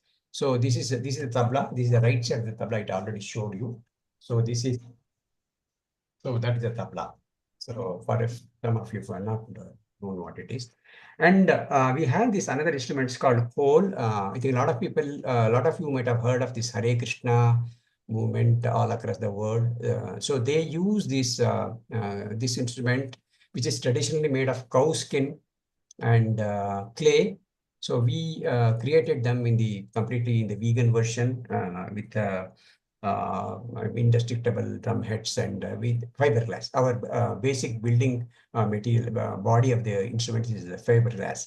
So we have this, again, we have created variants in this to cater to different needs. So we have the standard sized core. We call it as Krish core, a thinner version, which is easy to transport. We also have a core, which is just small, like 18-inch for kids. We have another instrument called Dholak. This is a very general instrument. This doesn't have a black spot, but we still make it with our technology. And then we have this Dholki, which also has a black spot, and it's a very high-pitched instrument used in certain situations. And we have another instrument called Maddale. So there is a particular form of dance drama in the state of Karnataka, where I live. So this has a dance drama format called Yakshagana. And this Maddale is an inevitable percussion instrument. And we created the two types that are required for this particular dance form. And we also have some custom products depending on what the customers want. So we have double-side tablas, different octaves, mridangam tabla hybrids, portable. This is something which worked recently and we have been very successful. So these are going to become another very star vegan percussion instrument in Karunya Musical's arsenal. So coming again to a little bit more about the fiberglass. So we use fiberglass shell instead of wood. So I didn't want to use wood right from the outset. Started this project. So and this fiberglass shell had to have a low coefficient of thermal expansion. It had to expand only little or contract with little variations in temperature. That was something that I worked for about 2 years to get that particular property. And the skin, the synthetic skin also has multiple layers in it. It's not just one layer. So we use polyester film for vibrating membranes, synthetic rubber. So that is the key part which I discovered. That's that black material, which was like a paste type, which I mentioned, is actually a form of rubber which cures upon exposure to moisture, air. And we have, I also devised a very unique tuning system, which is very unique, probably not used much in any other drums. So metal clamps for tensioning and tuning. And all this are hard trained. This is more like technical. So technical information about this instrument. Now, here is the picture of the instrument. You can see that this is the drum head. It has two parts. This is the mridangam. It's a very, very important instrument in classical music, Carnatic classical music of South India. So it has got two sides. One is a treble side, high pitch side, and there is a bass side. This is a low pitch side. This is a fiberglass body, and you can see the tuning screws, and this is a protective ring. So this is the top layer. You can see the black spot here, and the left side is not visible, but you have something similar to what you have in the right side. So I will play a clip of this. So hopefully you should be able to see it.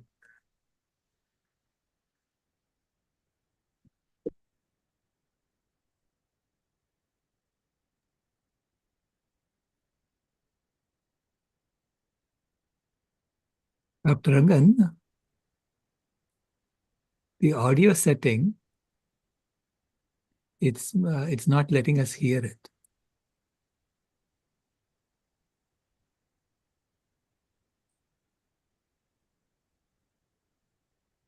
So if you go in Zoom, you see an audio.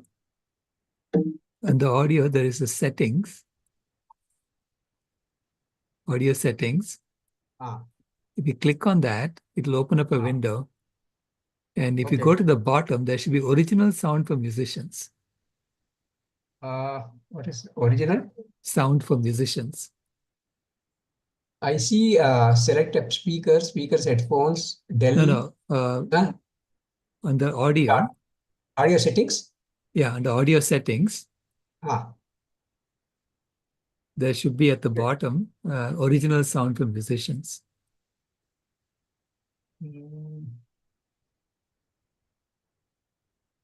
It probably has, it's doing noise removal. Oh, is it noisy there? No, it's not. You're not hearing it at all. Oh my God. Okay.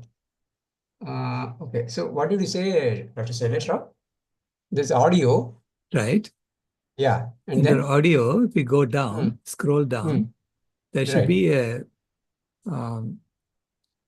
setting for original sound for musicians, recommended for studio environments. I just see. Or live performance audio. There's the one below that. That's a beta, but if you click on that. Play sound and muting, press sound, mute. Correct. Yes, absolutely. Yeah. So is that the one? I clicked that. Right. And let's see if this now we can hear it. Oh, wonderful.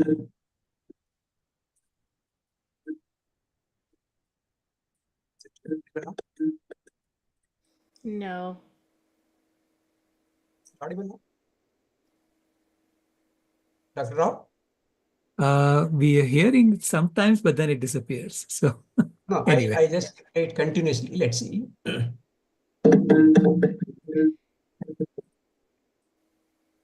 We hear it and then it fades out. So I suspect Zoom is doing something to. Maybe I think my feed. Just see now. Or maybe you're not sharing computer screen. Is it I mean, better now? computer sound. Anyway, it doesn't matter. We get an idea. I would love to be able to hear the instruments. If he wants to restart and share sound and go to this page. Hello. Yeah, one way to do that is there should be a share computer sound. When you did the sharing. Okay, 1 second.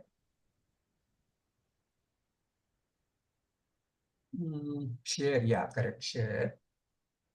Multiple participants can share simultaneously. Advanced sharing options. No, if you have to unshare. So stop the sharing. Stop the sharing where? In the Stop the sharing of your computer screen on Zoom.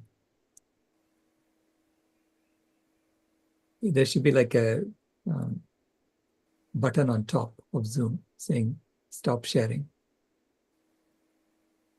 Or we can stop sharing for you. Stop share, is that?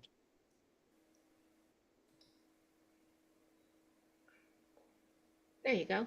Yeah, you stop sharing. Now, if you start sharing again, and when you start sharing, when you click on the share button, like you did before, there should be on the right side, share sound. Yeah, here it is again. So you click on the window and then Share. and then share sound on the right side under options. So I think I may not be getting it right. So I'll try it playing again. Let's see it.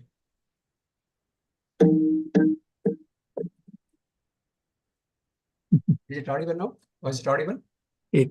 We start hearing it and then it disappears. I don't know. Anyway. Hello? We hear it for a little while and then it fades out.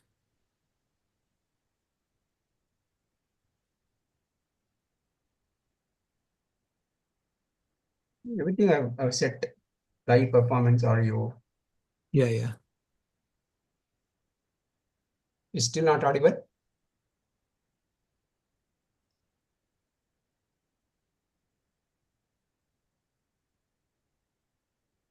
Hello? Yeah, it's stopped. Yeah, it stopped. It's okay. No, I just stopped it.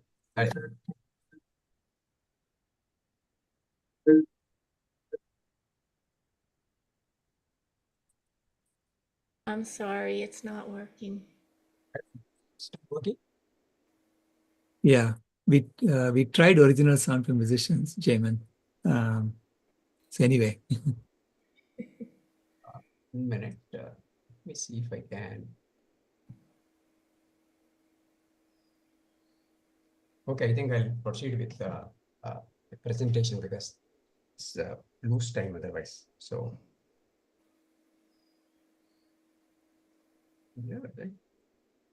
yeah.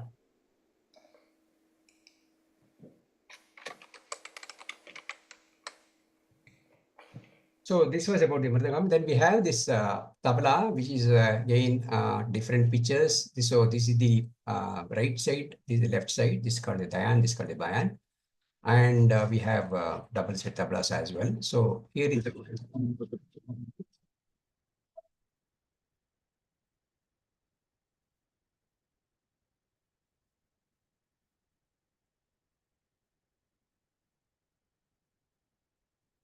Dr. Rangan, can you make it full screen again?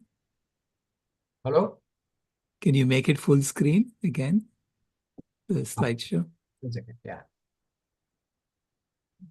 Slideshow. Start from current slide.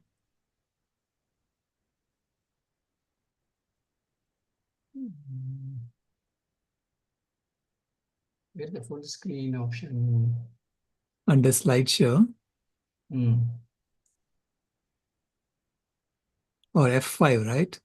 Yeah, F5 was better. Yeah, okay.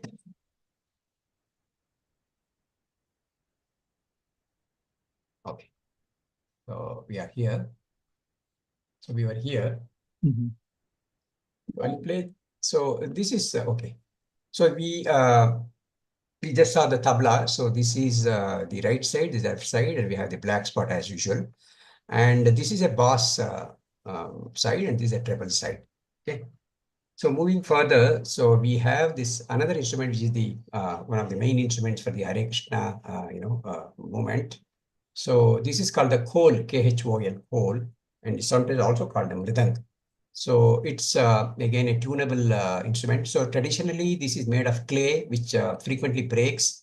And even the right side and left side have temporary applications to provide the loading. So they also wither away in a very short time.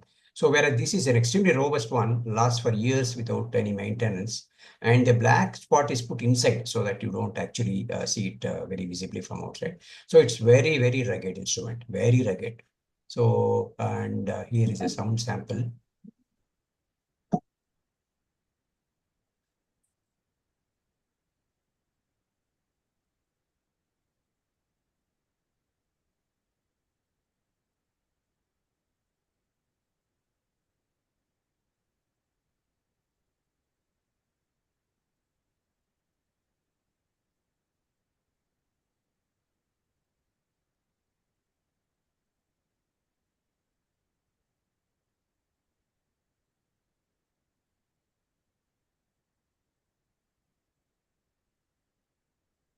So that's the coal, which is used very widely in different parts of the world, including even USSR, Russia. So very popular instrument. And again, as I mentioned, we created variants of the same instrument, basically the same instrument, but different form factors. These are a regular standard size.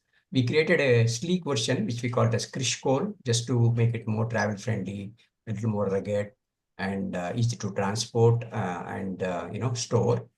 And this is a mini version for babies, small kids who want to learn the instruments. So 3 versions we created. Traditionally, these other versions are not available. So we have created them to cater to a wider audience. So our users, I would say. So this is another instrument which is similar to the, this is the dolak. I think, yeah. So this is another instrument which is similar to the mridangam. This is the Yakshagana Madhyale that I talked about. Ah, yes, it is beautiful. Now we can't Hello? hear it. You can hear now? No, we cannot hear it, but it is beautiful to see it being played, and it's beautifully designed. It's unfortunate that you are not able to see it. Let me see if I can do something, just play it from a direct audio. Let me see if that works. Okay, Yeah. thank you. Dr. Yeah. Rangan, I see some videos on your YouTube channel as well. Right. Yes, correct. So Can some we of them play are that? already there. Can we play that? I think I have it another place. Let me see if this works for, it works here.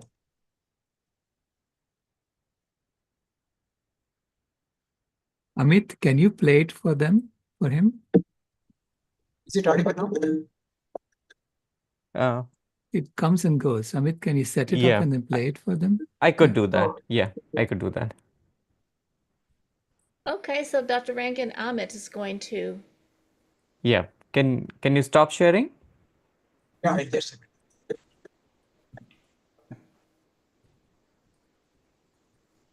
If that's All okay. right. I came to your YouTube channel and I could see. Oh, okay, So, fine. Yeah. yeah. Wonderful. This is another.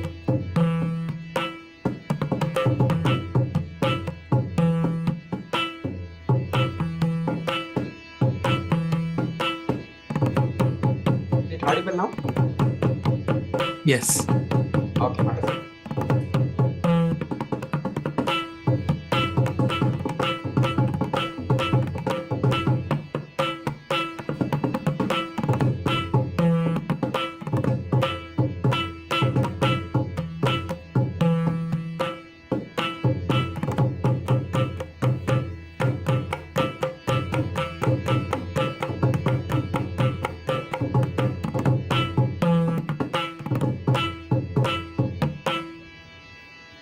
So there is also this mridangam. Can you play that?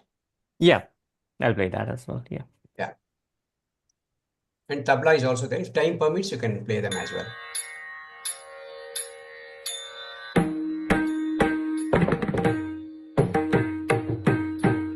This is the mridangam, the other slide which here.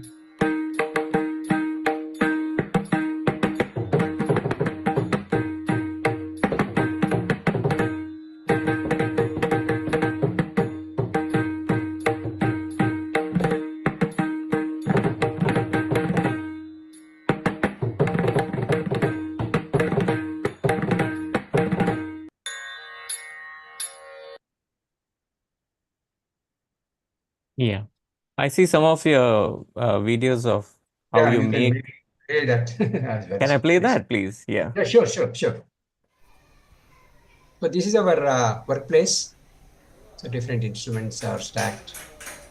Some production work is going on. That's our worker who has helped me with assembly. That was during the COVID time, so he had a mask.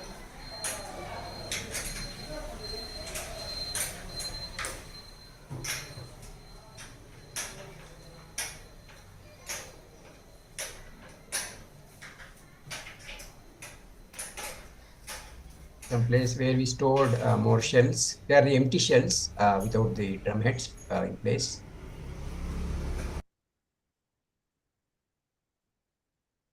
Yeah. I see another one over here. Yeah, you can play the tabla as well, maybe. Okay. Sorry for the ad.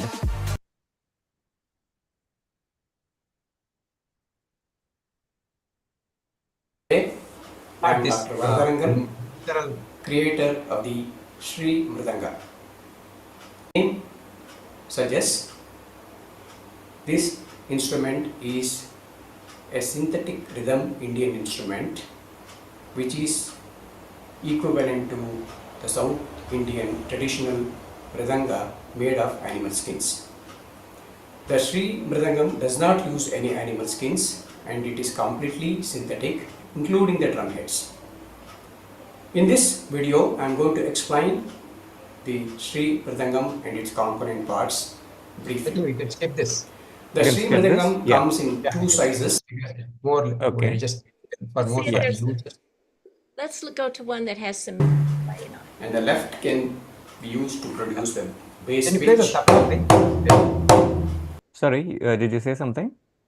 A video on the tabla, which that also you couldn't hear properly, right? So, yeah. Is it the one on the right or no? 1 second. It's not showing up there. This one, Sai Tejas. You can play this. This is a ensemble with the tabla. Okay, yeah. I see Ghatakam as well. Yes, you see the Ghatakam.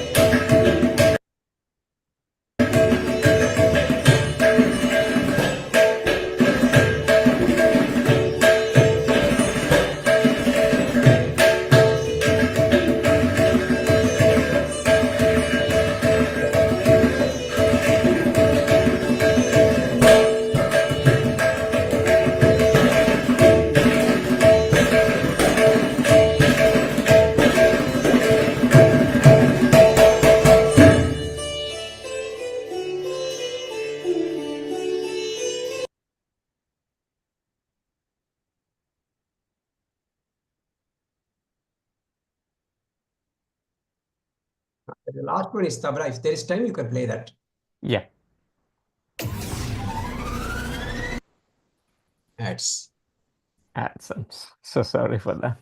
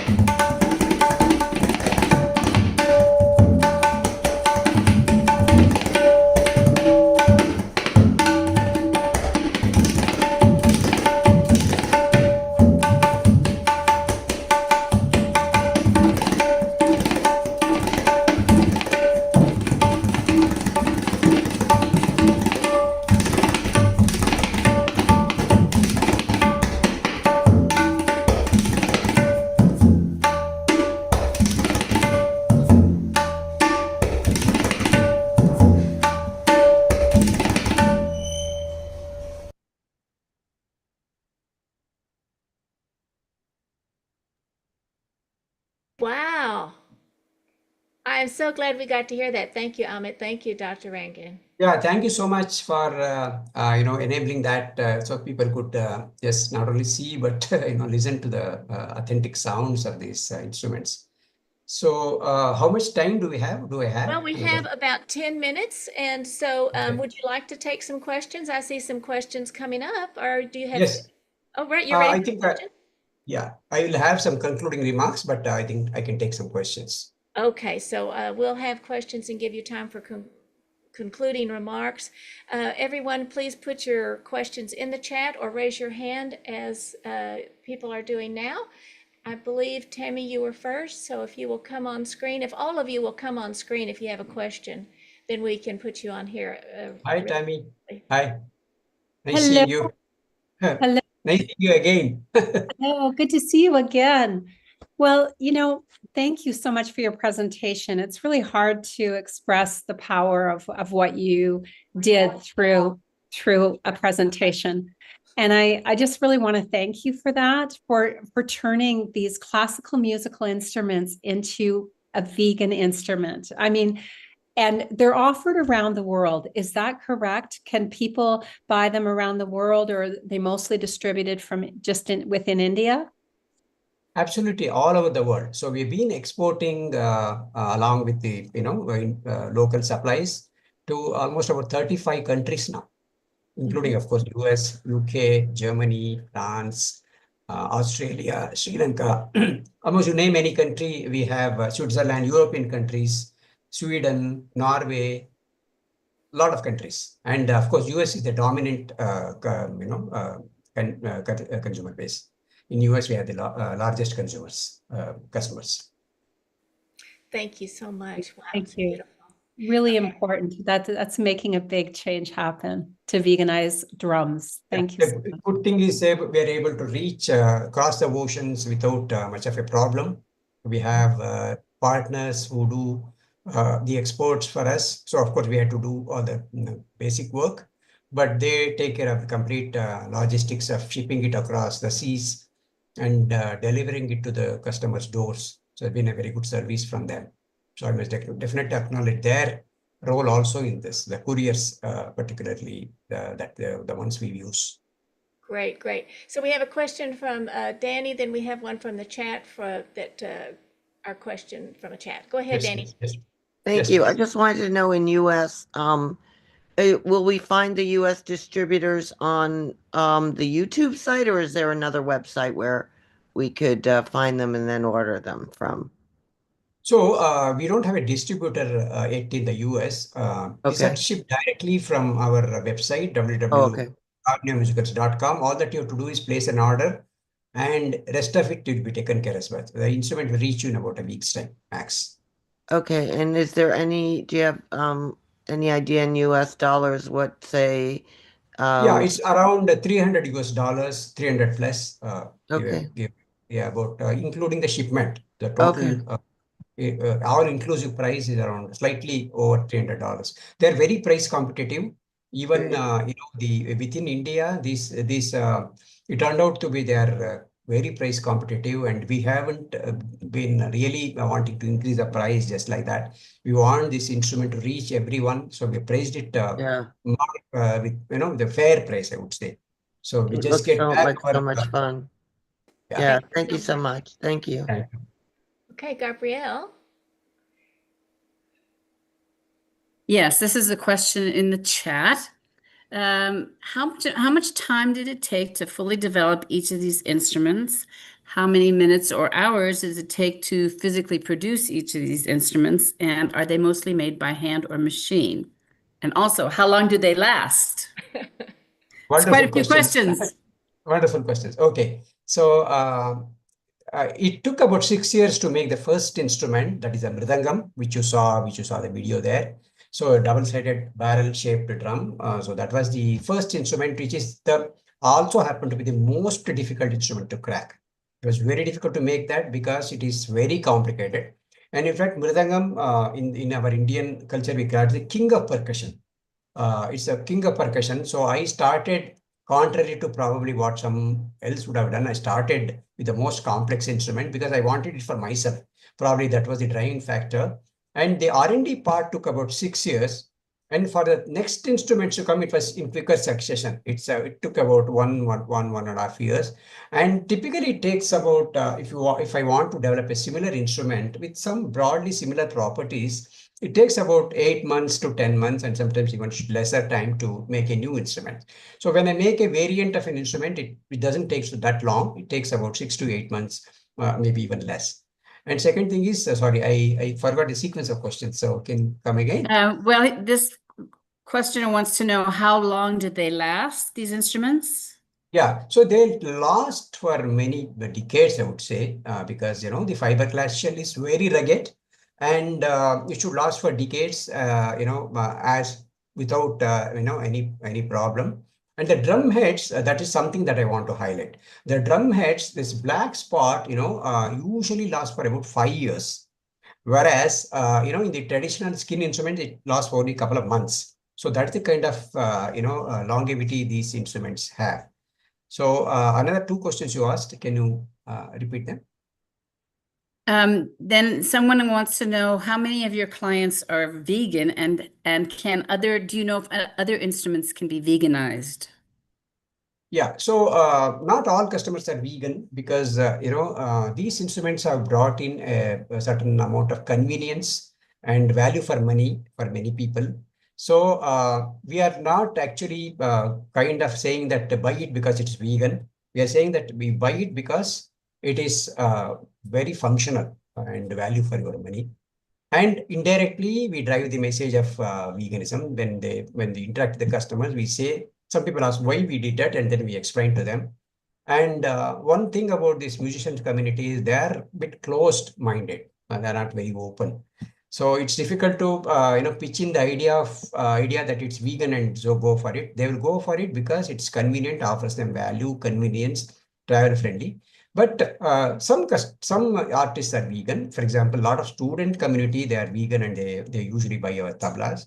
So, but it is not necessarily that they want to use a vegan instrument, but they want to use an instrument which gives them a lot of value, and the tonal quality, maintenance-free aspects, weatherproof, tunability, scale. So it actually overscores the traditional instruments in so many ways. So that's where we are able to pitch in and break into a very conservative market. And Indian music is steeped in devotion and tradition. So anything you do that is not traditional is viewed with a lot of cynicism. So they will say, without even seeing the instrument, it won't work. That kind of attitude, closed mind. But it is changing now. I'm happy to say that attitude is changing now. Then it's slowly the transformation is happening. And you asked about also a question at how long it takes to make an instrument. I think that question. So typically we don't make one instrument at a time. So we make, for example, all the shells. One of the videos you must have seen.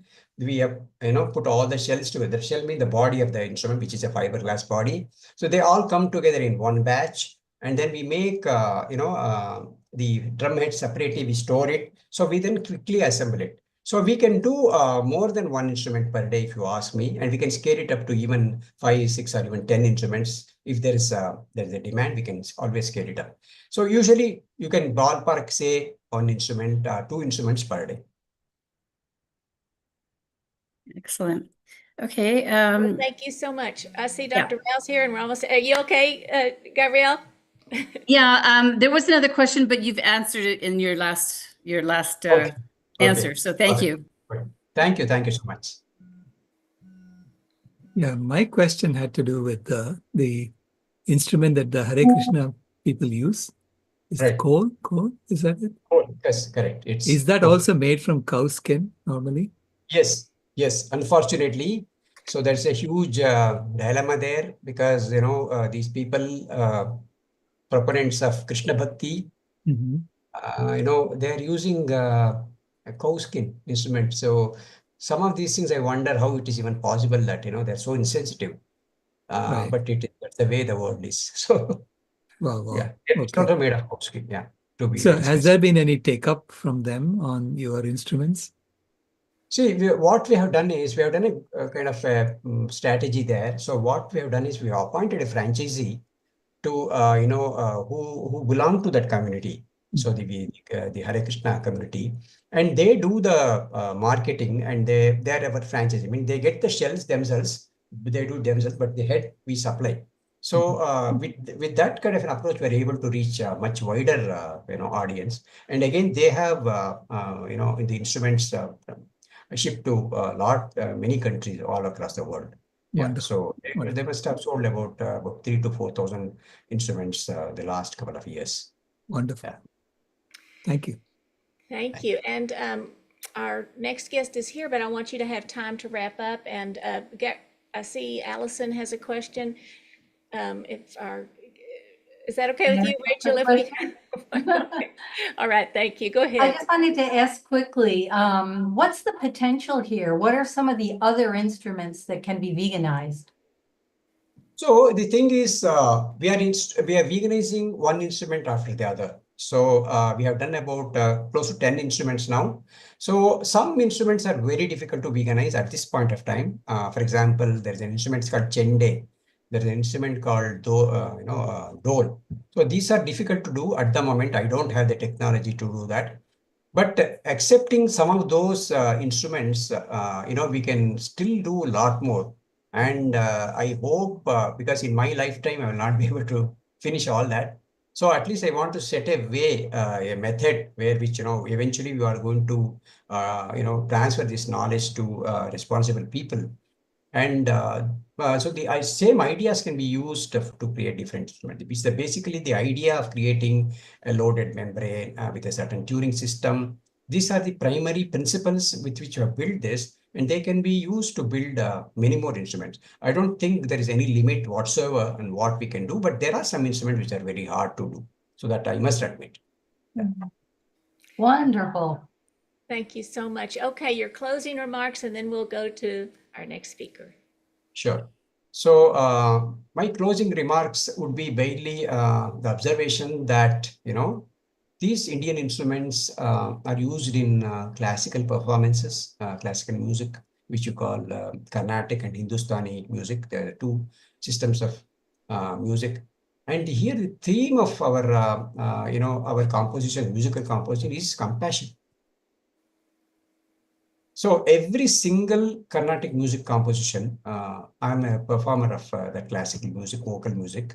So I'm not a percussionist, by the way. It's a bit of an irony because I am a vocalist and I still laid my hand into the percussion instruments. But that apart, so this music system is it's the cornerstone or the founding aspect of this music is compassion. And we seek compassion from the Lord, from the God, Goddess, whomsoever we call it as the ultimate, benevolent entity. So, but our instruments are made of cruelty. Most of this percussion, most of the Indian percussions are derived from animal skins, cow skin, goat skin, even camel skin, and monitor lizard skin, which is a species, is an endangered species. And it's sad to know that the musician community is not caring enough. I wouldn't say they don't care at all. They're not caring enough. And so at least, through these instruments, we are trying to bring awareness. When somebody sees this mridangam or tabla, they ask, why did you do it? Then they will probe and see that there is a reasoning, and we have also put it in different places. Why I have personally done this, why it has been my mission to veganize this. And they get the message, and it percolates slowly, but that at least the seeds of that thought will be, there whenever they play the instrument. So that way, it's in a small way helping the cause of veganism, and directly preventing a cow to be killed. For example, when somebody buys this instrument, they're definitely prevented a slaughter of a cow or a goat. And secondly, this message of compassionate living slowly spreads across. And so I think it's a dual purpose. And so change is happening. I'm happy to note that the response, I should say, is really overwhelming for these products, especially because we continuously innovate. And the reason why have we also been successful is because I'm personally a very R&D type of person. And I do a lot of, keep working on improving the products. And, I think about it all the time. And all that because I wanted to save an animal, being slaughtered. So that is the one which drives me into what I'm doing today. So the compassion, the passion to prevent animal slaughter, the main driving force. So these are my concluding remarks. Beautiful. Thank you so much for being here today. I hope many people get to see it. It's very inspiring. Thank you. Thank you so much. And thank you for, inviting me and be able to present my work. So it's a very niche area where there are not many players at all. So by the way, these are all first in the world. So nobody has done this. So that way I've been fortunate to be able to have been done this and contribute in my particular specific way to the vegan movement. Yeah. Fantastic. Thank you. Thank you, everyone. You're very welcome. Wow. I want to hear more. I want to hear more music. Okay. Thank you for those of you who are just now joining us at the VCOP, Vegan Convergence of the Peoples, number 21.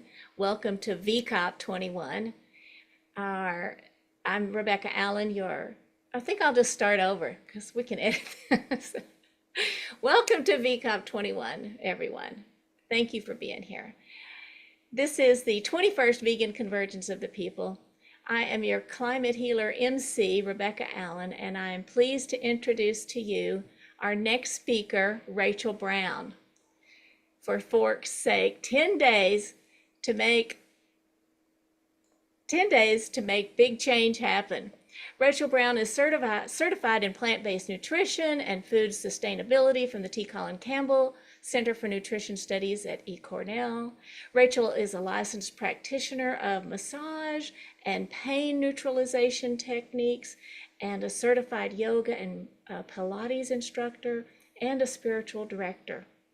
As an adjunct professor in nutrition and wellness, we are grateful that she is here today for fork's sake, 10 days to make big change happen. Please welcome Rachael Brown. Hello, Rachael. Thank you for being here. Hi, and thank you so much, Rebecca. So thank you to Dr. Rangan too. The vegan drums were incredible. And it makes me think just about what Dr. Rao talked about at the opening comments yesterday about the 4 different types of movement in bringing veganism to the world, and this idea of hospice, helping older ways of being, older whether it be instruments or commodities or whatever, transition to new sustainable ways of being. And that's exactly what Dr. Rangan was doing. So thank you for your work. I am here to talk about how to make big change happen and in a short amount of time.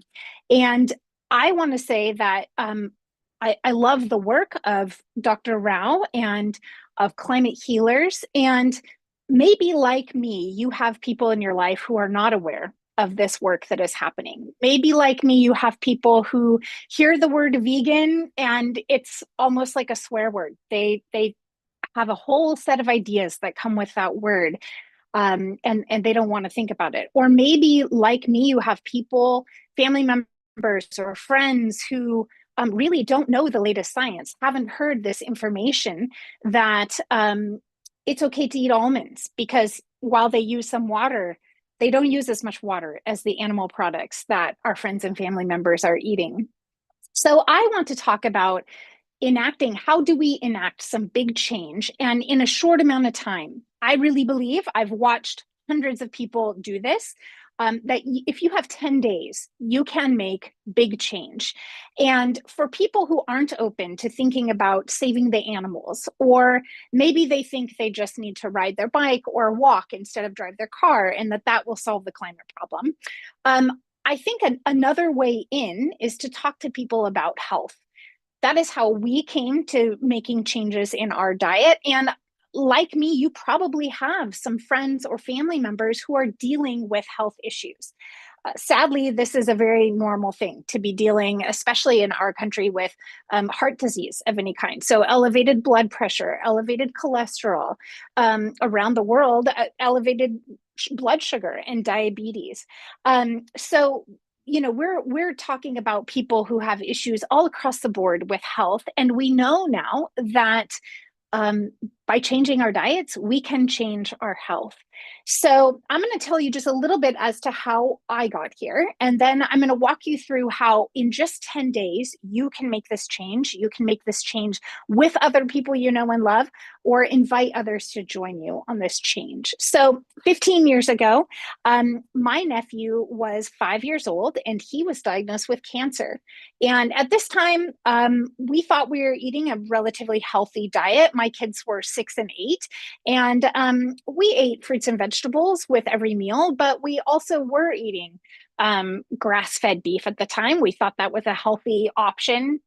Not very often because it was very expensive, but we were still eating some animal products. My nephew's mother had taught me how to pull mozzarella cheese, how to make our own cheese the summer before. So we thought we were, eating healthily. And when my nephew was diagnosed with cancer, his mom was in nursing school, and she had a professor who asked her if she'd looked at the role of nutrition in cancer. And this professor suggested she read The China Study by T. Colin Campbell and watch the Forks Over Knives documentary. And my sister-in-law, overnight, after watching that documentary, reading that book, changed their diet to a whole food, plant-based, no oil diet. They even did Gerson therapy juicing intensely in the beginning. And she called me and said, you really need to look into this. And so I did. I read the China Study and asked my husband if he wanted to watch Forks Over Knives documentary with me. And my initial reaction was one of pretty intense anger, honestly. I was so frustrated that throughout my life, even though I had high cholesterol and couldn't seem to get it to resolve, no doctor had ever told me, other than cutting back on the cheese and eating a few less eggs, that really what was affecting this was not just my genes, but what was on the end of my fork. Nobody had suggested that it was a long-term solution to change what I was eating. So after reading this book and watching Forks Over Knives, we asked, should we try this? Should we give this a try?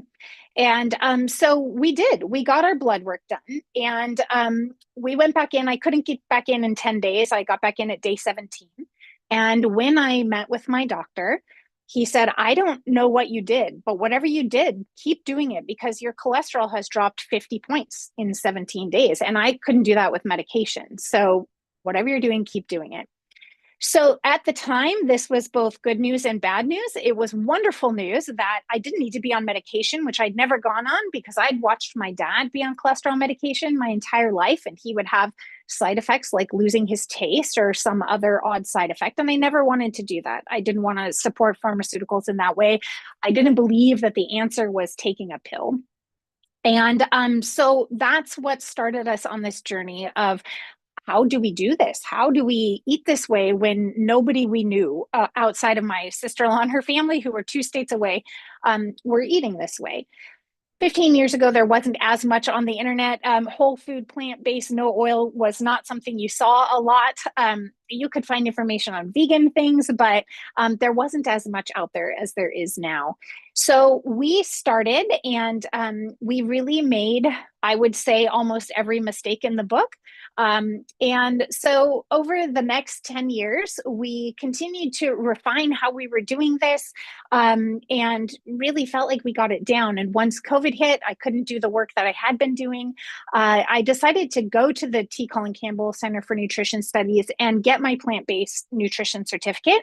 And I took their food and sustainability course as well and got a certificate in that. And they were really mind-blowing. I would say I'd read a lot of books, and so there wasn't a ton of new information for me in the plant-based nutrition certificate, but the food and sustainability certificate really opened my eyes to things I hadn't seen. And it talked about the food system around the world. I knew we had enough food in the world, but why weren't people who needed food getting it? It talked about how commodities work and how subsidies work and how our food is distributed and used and weaponized, and what can we do about it? So when COVID hit and I wanted to reach others, I wanted to share this information that I had learned and that had affected our family so profoundly. I decided to write a book, and I really took everything we learned in that 10 years and tried to hone it down into a very simple read, because I kept trying to give people the China study. I don't know if you also have had this experience where you want to share this information. It was almost like trying to preach to people. We wanted people to know this so badly. But we also wanted to have friends, and we realized that we needed to go about it in a way that was sustainable. And so I would try to give people the China study, and oftentimes they would hand it back to me because it is a bit of a scientific read. And so I set out to write a book that was very short and sweet and palatable, pun intended. So the audiobook is just under 4 hours. You can listen to this on a plane ride, or you can listen to it on 4 walks. It's a really quick, short, why do we need to do this? And then how do we go about doing this? So as we're talking about enacting big change, I have seen people in 10 days have the same experience that I have had, where I've spoken at libraries and senior centers and had people in their 80s email me and say, I listened to you speak a couple months ago. My husband and I, we're in our 80s and we're now off almost all our medication. I had to put a medical disclaimer at the beginning of the book saying that you should check with your doctor if you're on medication, because in as little as 24 to 48 hours, you can have big changes happening in your body. You might need to back off your blood pressure medication. You might need to lower your blood sugar medication. Big things are taking place in your bodies. Our bodies are like the earth, always trying to heal themselves. We just need to get out of the way and stop hurting ourselves long enough for our bodies and our planet to start healing themselves. So the big changes that can occur, not only is your blood pressure going to change, your cholesterol going to change if it needs to, your blood sugars, all of that. You might lose excess weight. You'll probably have more energy than you've had in years. Most people say that is true for them. You'll probably be sleeping better. All kinds of things that people are usually looking for through other lifestyle changes occur simply by changing what you're putting on your plate. You will also cut back on your grocery costs. You will cut back on the time you're spending cooking and running around to different shops trying to find your meats and cheeses and specialty oils and all those things. So I want to invite you to think about offering to people giving this a change. If you haven't done it for yourself already, or maybe you haven't, so I'll invite you, if you're not already vegan or whole food plant-based, to give this a try. All you need is 10 days. So here's what I go through in the book. And here, I'll just give you like a snapshot of what it really takes. I do suggest getting your blood work as a first thing. And I know that not everybody can do that, and it's not absolutely necessary. But the reason I suggest it is because you have a marker that you can look at the beginning of 10 days. And then when you cut out animal products and oil and see what changes happen, you have something that you can hold on to. Because most of us cannot feel our cholesterol lowering. I certainly did not. Maybe blood pressure, you might feel something, blood sugar, but for the most part, these are things that are occurring and you're not necessarily feeling them in a day out kind of way. So having that blood test before and at the end can serve as kind of a bookmark for giving this a try and seeing if changes are occurring. It can also help you keep on track, knowing that you're going to be taking a test that's going to show if you cheated a little bit, if you had some offending food, this is going to change the numbers. So it's a good way to keep yourself on track if you're just going to try it for 10 days, which I say, don't think about your whole life, just think about trying this for 10 days. The next question I ask people is to really think about, why do you want to try this? So this can be for so many different reasons. Many people are here and eat vegan because they are helping animals. They are wanting to help the planet. And these are all wonderful reasons. Wanting to save your health and prevent disease or reverse disease, which we now know is possible, many diseases, just by changing what we eat. These are all reasons. Also, wanting to save money on groceries is a great reason. Wanting to lose excess weight, not wanting to take a weight loss drug. These are all excellent reasons as well. But I ask people to pause and think, why do you want to do this? And then think about, how have you usually done things in the past? So this can be very helpful because sometimes, when we want to start a new habit, we make a big lofty goal, and then within a few days, it's hard to stick to this habit. But if you think about how you have gone about making changes in the past, this can really help you. Some people are very black and white. I tend to fall into this category. So for me, a 10-day challenge is like, bring it on. I will do this for 10 days. Some other people would rather gain a lot of information and slowly work into something. That's okay too. I just need you to think about how you do it so that you can do this successfully. So for some people, cutting out, eliminating some foods while you're adding in other foods can be more helpful. So just pause for a moment to think about, what is your why? Why are you doing this? And then, how have you done things in the past? This will greatly help you as you undergo this 10-day process. Then I will talk about with people the great clean out is what I call it. And that is really, how do you clean out your food, your kitchen, your home, so that you are removing temptations for the 10 days that you are undergoing this change. We know that it's not good for alcoholics to keep a bottle of wine or a bottle of gin in their home for just that occasion when they're feeling stressed or feeling like having a drink again. In the same way, we want to remove all the offending foods that we don't want to be eating for this 10 days. So I'm talking about all animal products, and that's what's in your fridge, that's what's in your freezer, that's what's in your pantry.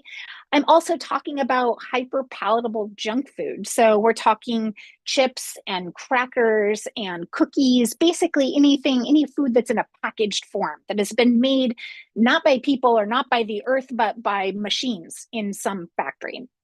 So you want to just get rid of these things, and you can donate these things or give them to somebody who will eat them.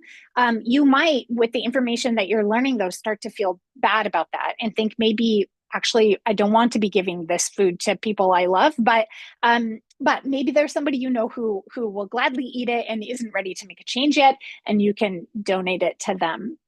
After that, I asked people to make a list of your favorite foods. And this is what we did with our kids who were 6 and 8.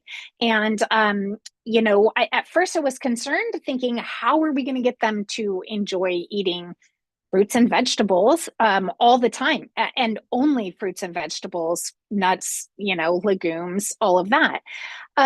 So I had them make a list of their favorite foods. And at the time, it was things like enchiladas and pizza and lasagna and meatloaf and burgers. And so we made this list. And I suggest that everybody makes their list of favorite foods. You don't have to think about, are these healthy foods or not?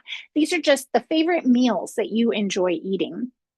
As it turns out, all these foods really can be made in a very healthy vegan way, in a whole food, plant-based, no oil way even.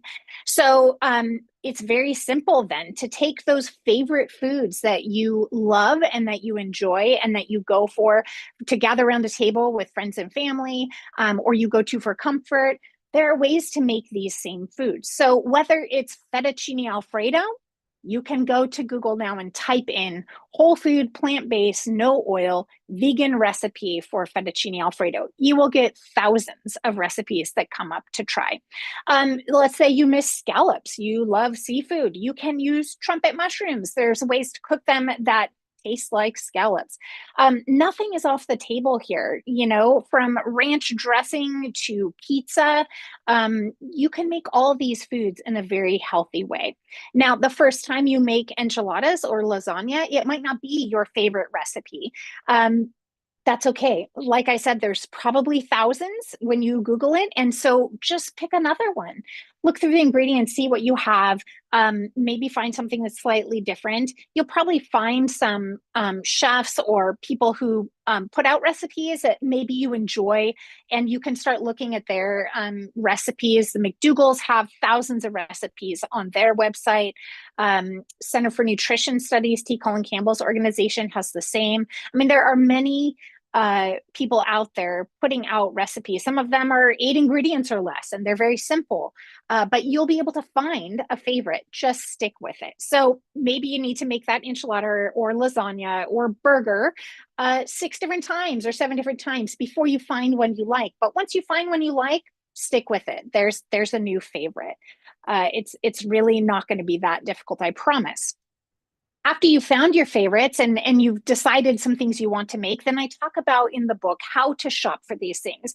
It can be confusing at first. People often don't want to eat this way because they'll say to me, well, I don't live near, there's no Whole Foods near me. I can't eat this way.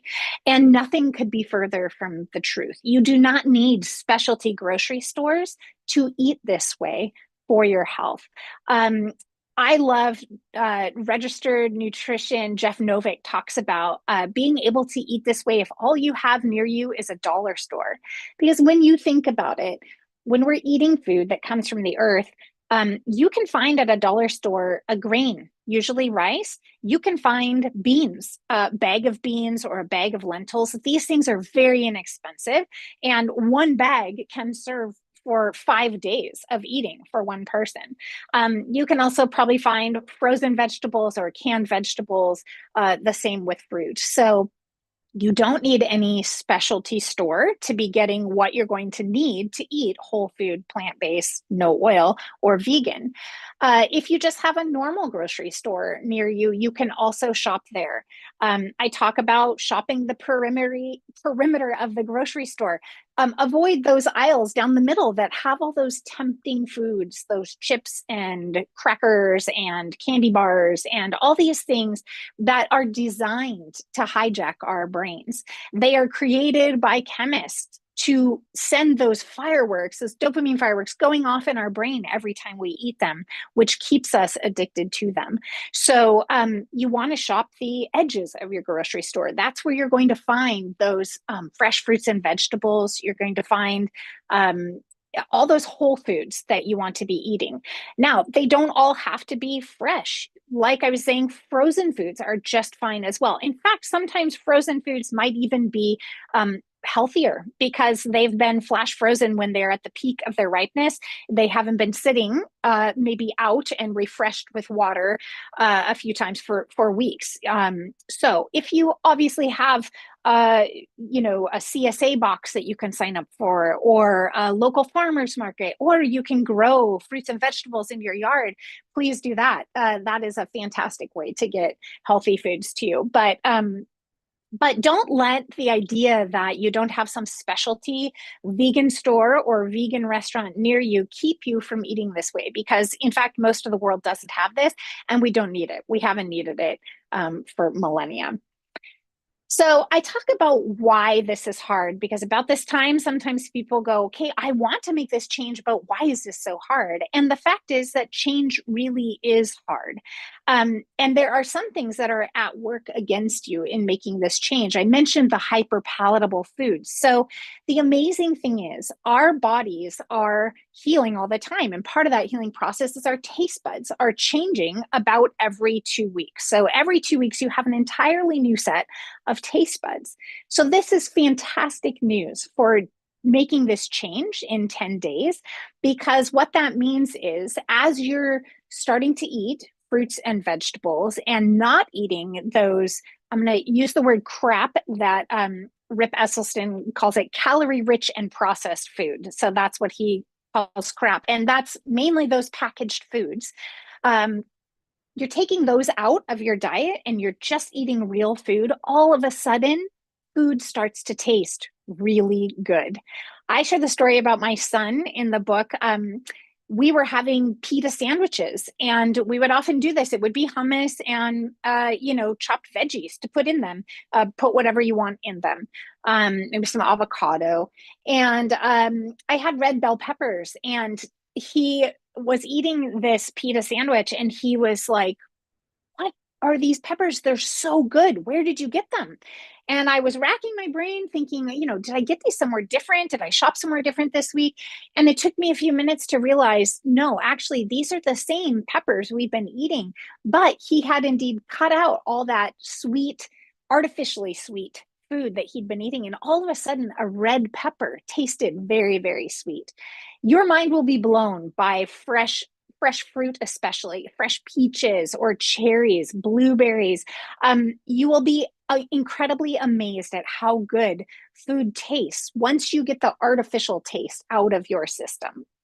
So you do need to give it, though, those about 2 weeks to let those taste buds reset, because, if you go on vacation or you go somewhere else and you have some other food, you'll find it can be a little tricky to get back to enjoying the taste of real food. Doesn't take long, but you'll have to remind yourself of what's going on, and that can be very helpful.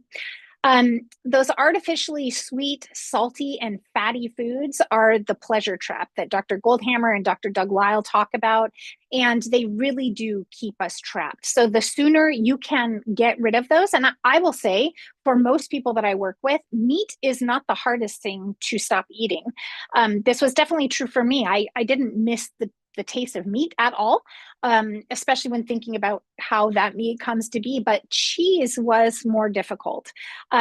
This is because cheese has casomorphines in it. We're designed to want our mother's milk. This causes like opioid kind of receptors to go off in our brain when we eat cheese. The thing is, cows are not our mother. We don't need mother's milk from cows. So like I said, give it a little bit of time and you will break that taste habit that's going on in your mouth and in your brain, and you'll be able to get away from that pleasure trap that your brain and body is seeking. Another thing that can happen during this time period is that people will come to me and say, I'm eating all this food. I'm worried that I'm going to be gaining weight. But people need to understand calorie density.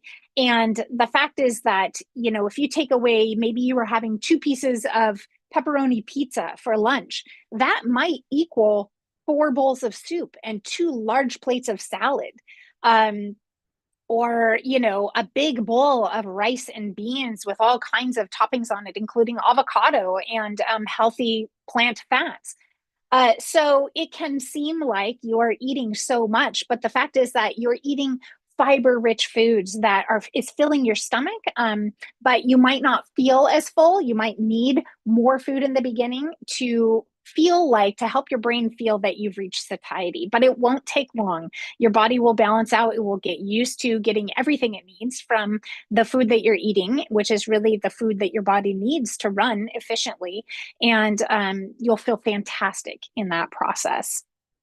Another reason that this is hard is really just peer pressure. It's hard. As a species, we want to be in community and be in groups. And so it can be difficult to be the only person in the room choosing to eat differently. And sometimes this leads people to fall off track. Sometimes, especially in the beginning, it might be easier to just join in if it's a pizza party at work and have pizza for lunch, or in some way fall off the wagon, as it were. And that's okay. You're human. We're going for progress, not perfection. But something that we have found that can be very helpful, especially as it relates to the tastes that we're looking for in changing our taste buds, is just to simplify our diet for a little while.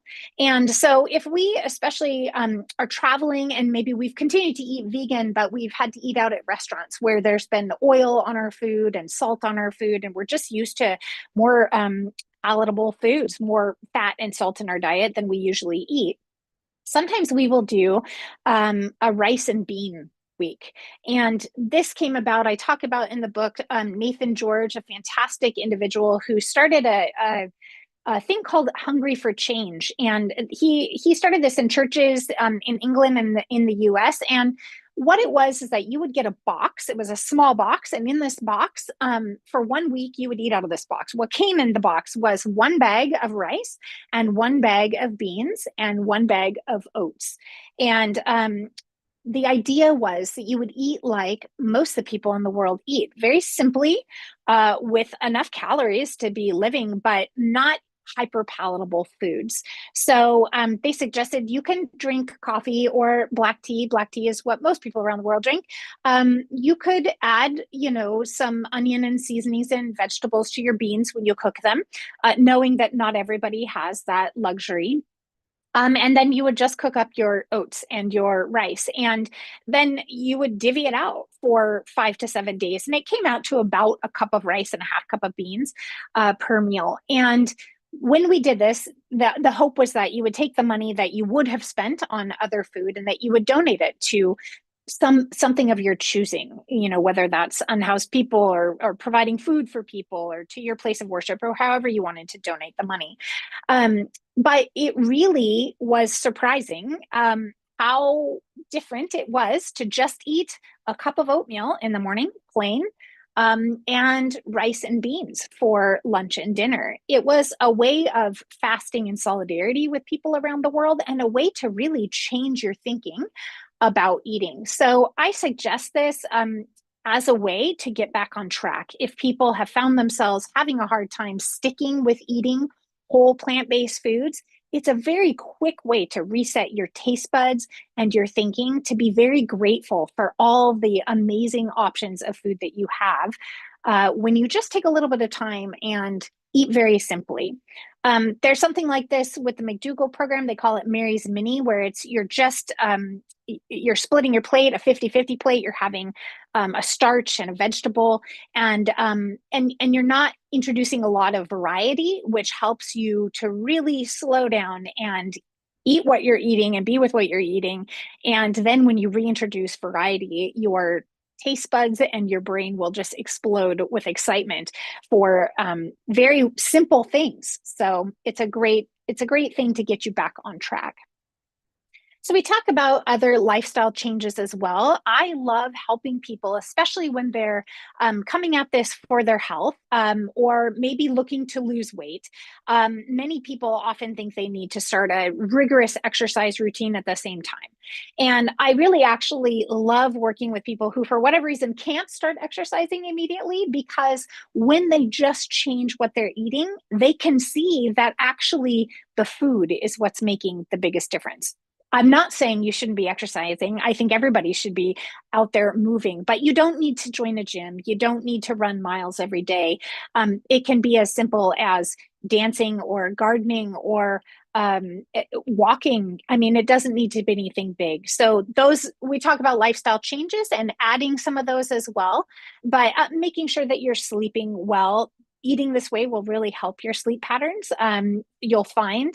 And then also some of the other things that you will need to add, which are not a lot. Basically, it's vitamin B12 and possibly vitamin D, depending on your levels or where you live. The B12 is something we can't produce ourselves, and people who eat animals are getting that because the animal has eaten bacteria that has B12 in it. Actually, I just learned this last year. Most animals are not getting it through what they eat either. They're having it in supplement form, which is kind of mind-blowing. But this is the one nutrient that you won't be able to get from your food. As Dr. Greger says, it's because we're not eating our food straight from the ground with dirt on it, which even if you grow your own garden, you're not going to get enough of that. So you do need to take a supplement of B12, but that's, like I said, vitamin D is maybe the other one, but those are it. This is not something that once you change to be vegan or whole food, plant-based, no oil, not something you need to be going out and buying a bunch of supplements. I just sent out a newsletter on my experience with omegas, actually, because my omegas were slightly low. And it was suggested to me by 3 different plant-based doctors to take omega supplements, and I did. And I share all the science behind this, but why I stopped. And there's a fantastic video from CNS with Dr. Milton Mills discussing this with Jeff Palmer as to why we don't actually need to be taking extra omegas. We need to be eating real food, and our bodies will do the work. When you start taking omegas, your body thinks it doesn't need to do the work. And so that's the short answer on that one. But you aren't going to have to rush out and buy a bunch of supplements. So don't think that that's in the works. I talk about keeping this fun.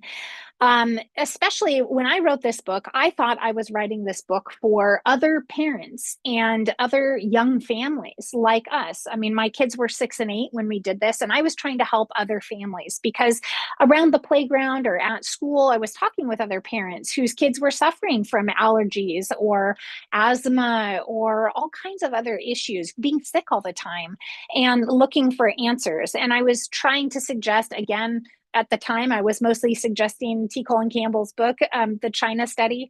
And these parents didn't have time to read that book. That, it just wasn't in their realm of thinking at that time. I told T. Colin Campbell too, I love him. He's an amazing man. And I told him that I recommend this book all the time. But that for those who wouldn't start with that, I was hoping this book would be an entry-level book. And he was very generous and endorsed my book. But so I was looking for ways to keep it fun. How do you have meal times be enjoyable? And if you're a parent or a grandparent, you can be familiar with having meal times be a struggle. So I talk about in the book, I share different tactics that we used, which was mainly in the form of games that you could play at dinner. There's a jar that you could pull questions out of, and we played high, low, what the heck, which is just sharing.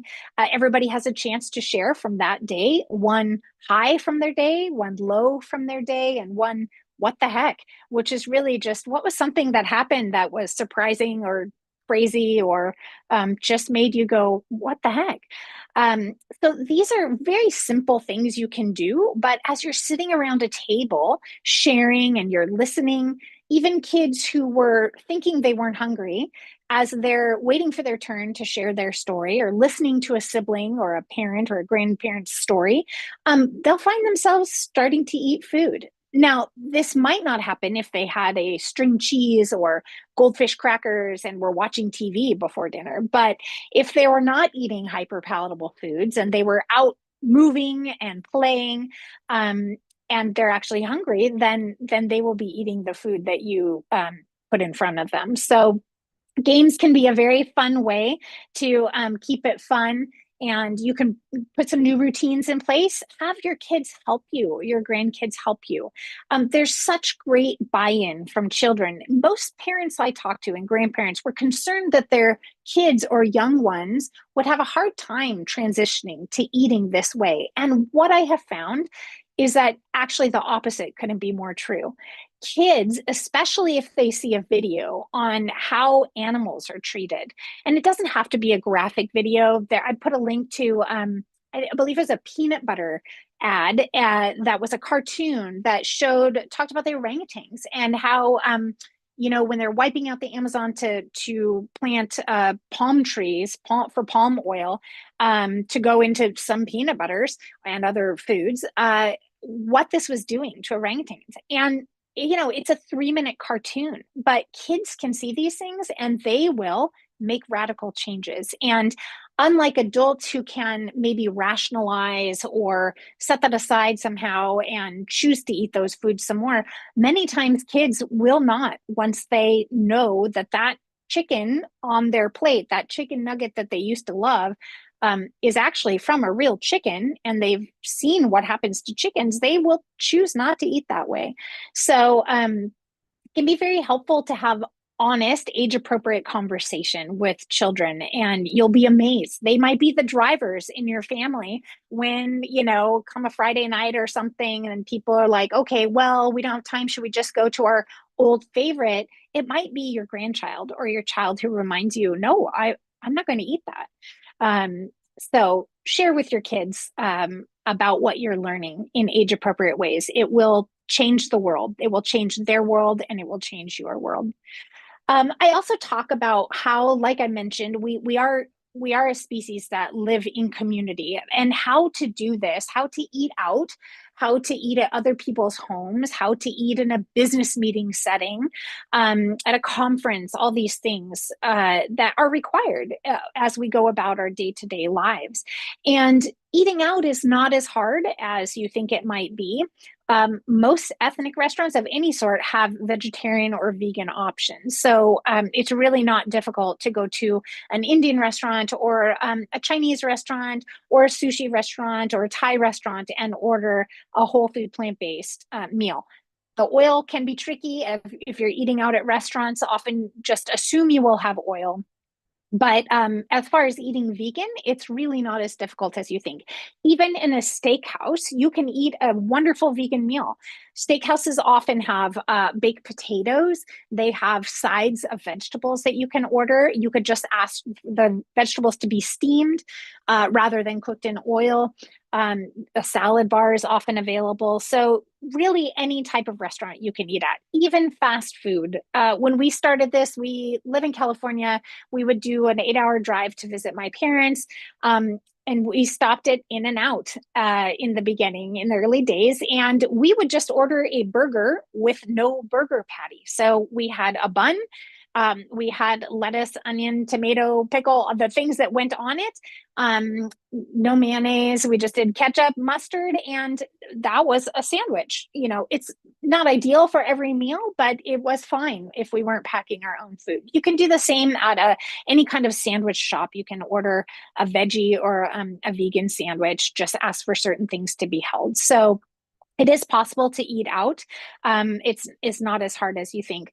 Eating at other people's homes, I talk about how to do this with grace also. In the beginning, we decided that we were never going to be those people who would refuse to eat something. If we went to somebody's house and they cooked us a meal, then we would eat it regardless. But that never actually really happened. People started to know that we were eating this way for health reasons. It wasn't just a trendy fad thing that we were hopping on, that this really was for health reasons that we were doing this. I didn't mention earlier that my grandfather had Alzheimer's. When we did blood work and my cholesterol wasn't coming down as much, my doctor said there's a genetic test you can take to see if something else is going on here. And I did that. And it turned out that I carried the Alzheimer's gene as well, APOE 3/4, not APOE 4/4, which means you usually get Alzheimer's in your 30s or 40s, but I do carry that gene. When my parents came through town, we had them test as well, and my father carries that gene. This was like 7 years ago. My father is now in the mid stages of Alzheimer's. We also found out my son carries this gene. So for us, finding this out was, while disturbing, yes, it was good to know, much like the blood markers, having those to see, it was a way to remind us why we're doing this. Knowing that, yes, we have the genetics, we are predisposed to getting certain diseases, but our lifestyle choices, we now know, have a large impact on that. So the quote of genetics loads the gun, but lifestyle pulls the trigger really is true. Genetics are maybe around 10% of whether we do or do not get a disease. It's our lifestyle choices, which are eating and sleeping and moving and all those other things that are really the determinants of whether we get a disease or not. So knowing this was very helpful for us. So friends and family were all of a sudden very happy to, they would call before we come over for dinner and say, well, I want to make a new recipe, you know, how is this one? Or what would you suggest? Another way of approaching this is bringing food to share with people. So at potlucks or church gatherings or wherever you're coming with a large group of people, bring a fantastic vegan dish to share with others. You can label it or you cannot label it. Sometimes people try it and be amazed. And so it's great to not have it be labeled vegan. Some people won't try it because it's actually vegan. They just see the word vegan and they won't try it. But I would also say you should bring extra of whatever you are making, because most people will try it and be amazed at how good it is. And we've had it happen where by the time we get into the line, our food is gone because everybody has enjoyed it so much. So there are ways to get around these social situations that you think might be preventing you from living in a different way, but they are very easy workarounds. And I talk about those. I also suggest that you share what you've learned, and that's what we're doing here, right? In VCOP 21 is talking about what are these big changes that need to happen and how can we be a part of it? So I suggest sharing with friends and family, even your doctor, who is probably not whole food plant-based.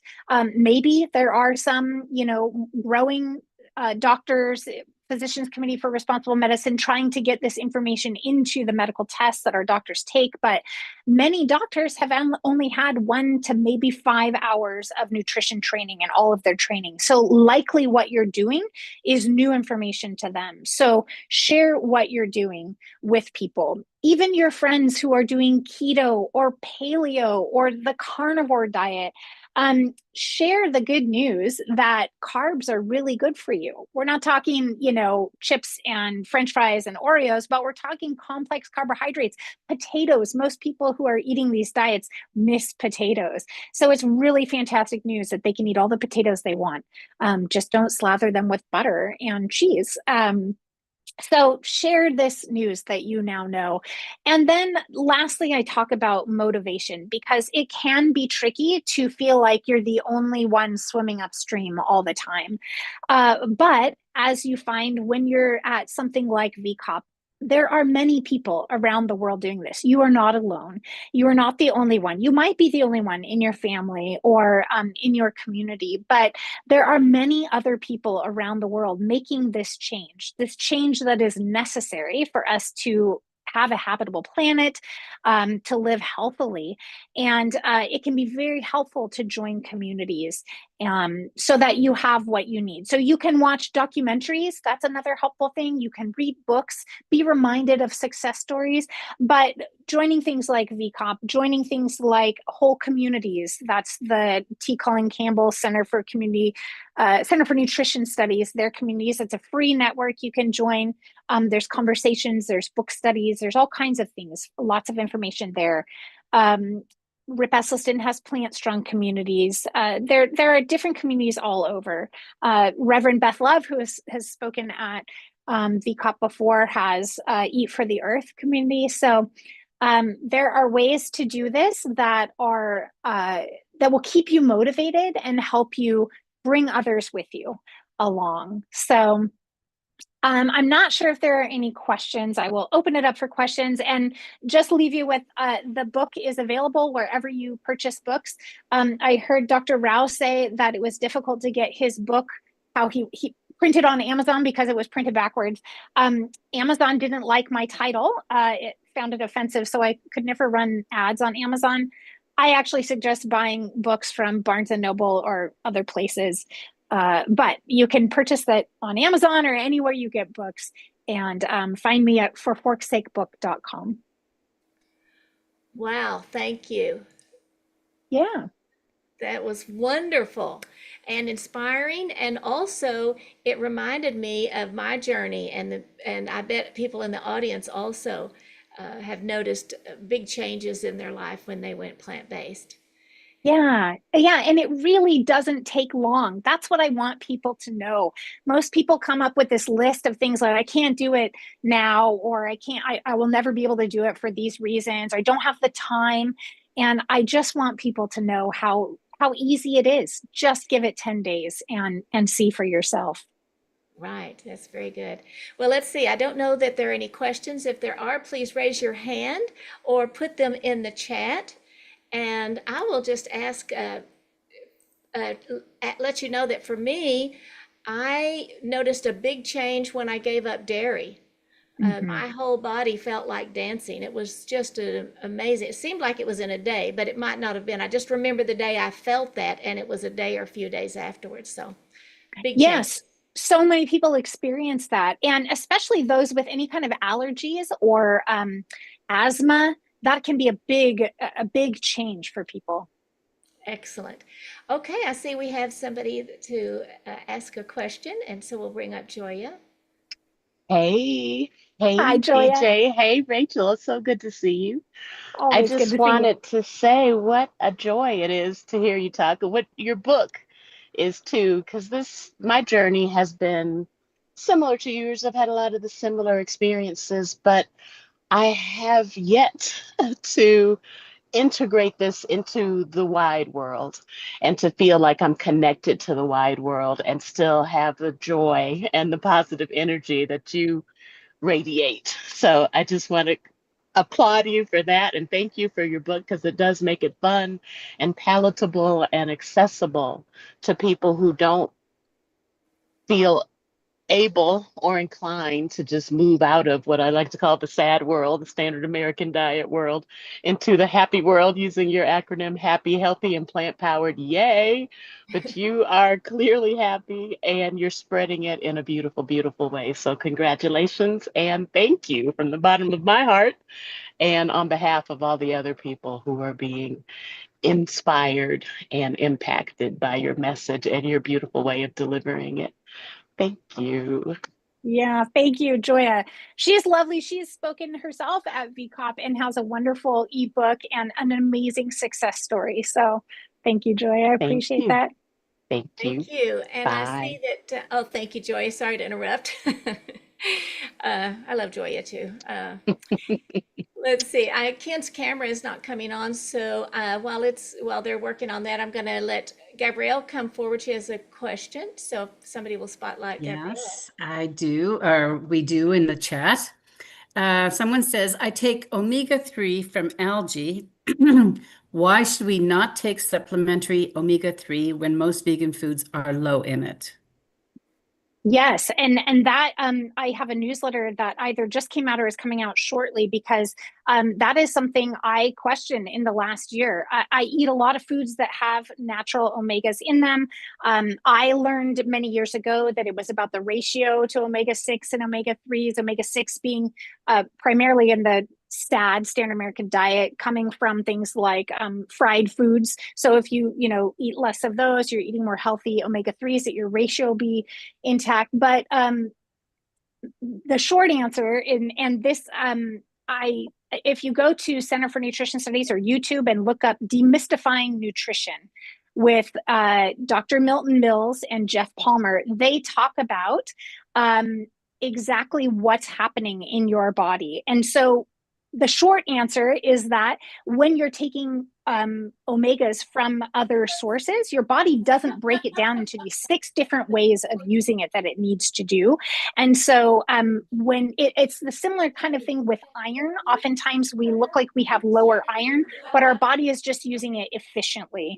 So I would highly encourage people to watch that video, because it changed my thinking. I actually reached out to Colin Campbell and said, is this different? Should I be taking omegas? Because I have plant-based doctors telling me I should, and I have been for the last year and a half because my levels were low. Is this something that has changed? But the science has not changed.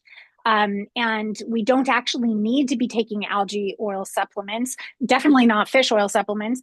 But even the algae oil supplements, our body will not use omegas as efficiently when we're taking them in large doses in supplement form.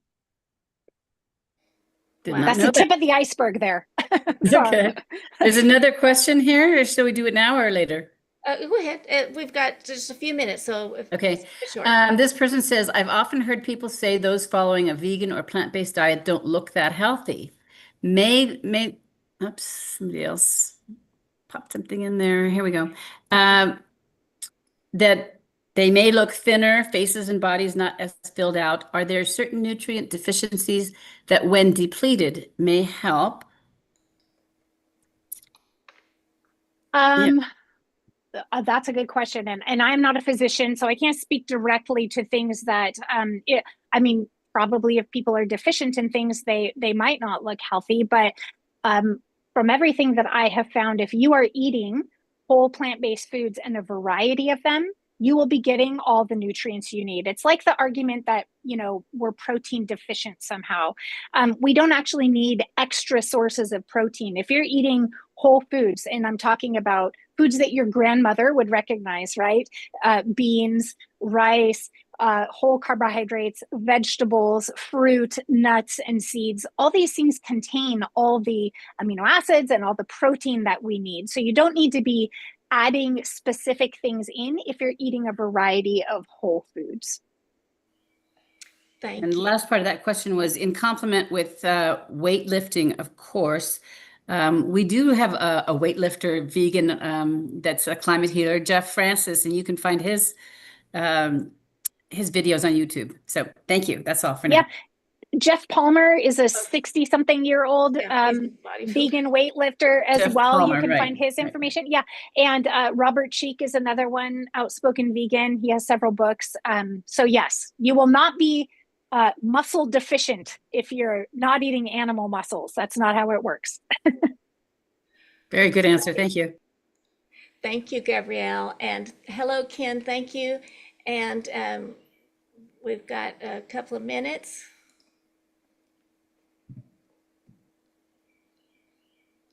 I just met a fellow traveler today. Thank you so much. We started with the China study and we loved the 5% rule and lived with it for years. But my gosh, when we got rid of dairy finally because of friends pushing us on that, what a huge difference! What a huge difference. So the China study just makes sense. It just absolutely makes sense, and that's a great place to start. But you got to go all the way and get the dairy done too. So anyway, thank you so much. I'm very glad to meet you. Yeah, nice to meet you too, Ken. And I 100% agree. I would hope that everybody will read the China study at some point, because in my mind, it shows plain and simple the black and white science as to what's happening. I will also share that my father-in-law was diagnosed in 2020, a week before everything shut down with COVID. At 66 years old, he was diagnosed with brain cancer, glioblastoma. And usually people don't survive more than a year with that diagnosis. And he was a cowboy from Montana. He would cut the steak fat off to eat it. He did not love vegetables. But at that point, he and his wife decided that they would try eating whole food plant-based no oil. He lost 55 pounds. He did do surgery, radiation, chemo. They weren't able to get all the tumor. He just passed away 2 weeks ago, but he lived over 5 years with glioblastoma and also with a Parkinson's diagnosis. But I would say the science supports that, in that he wasn't eating foods that, as we know from the China study, those foods that he was eating were not feeding cancer cells. Right. So even though there was a tumor there and it was growing slowly, he wasn't feeding it rapidly. We all have cells in our bodies that are cancer cells. We are either feeding them or starving them. So I wish more people knew the hard science. And hopefully everybody eventually will read the China study. Thanks, Ken. Well, I'm just starting my 10th generation and my 10th decade, and no medications, nothing. Food is my medicine. Thank you. Good for you. Thank you. Beautiful. Thank you so much, Ken, and thank you, Rachael Brown. And I see we have one question list. Let me ask you, Rachael, would you mind if this one person who we don't have time for, if he could ask you his question in the chat? Sure. Would you mind Yeah. staying on for just a Yeah, little yeah. bit longer? Just Okay, fine. our next person is here, and we don't want to forget you, Mark. Thank you so much for being here. Right. All right. Well, do you have a, you bet, She thank you. Do you have a seen me closing now. remark? Somebody needs to mute.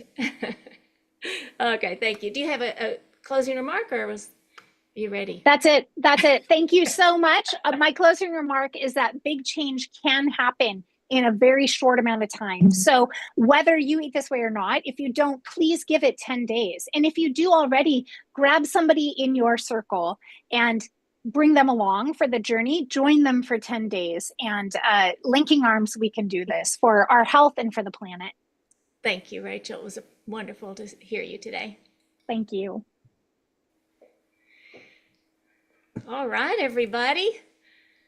I bet that brought back lots of memories of when you've changed and how you've changed, and the people that haven't changed yet. Welcome to the 21st Vegan Convergence of the Peoples. I am your Climate Healers MC, Rebecca Allen, and I'm so pleased to introduce you today to Darren Middlesworth. He does plant-based dog food, a healthy alternative for pups and the planet. Darren Middlesworth and his mother, Linda Middlesworth, founded VDog. He's also he's an online fitness coach with a focus on vegan nutrition for athletic performance. He works with a broad variety of clients. He's certified in plant-based nutrition, exercise physiology, and flexibility. And we're very grateful that he's here today. Please help me welcome Darren Middlesworth. Thank you very much. Uh-oh. Oh, am I there? Yes, you are. Welcome. Okay. Thank you, Rebecca. I appreciate that kind introduction.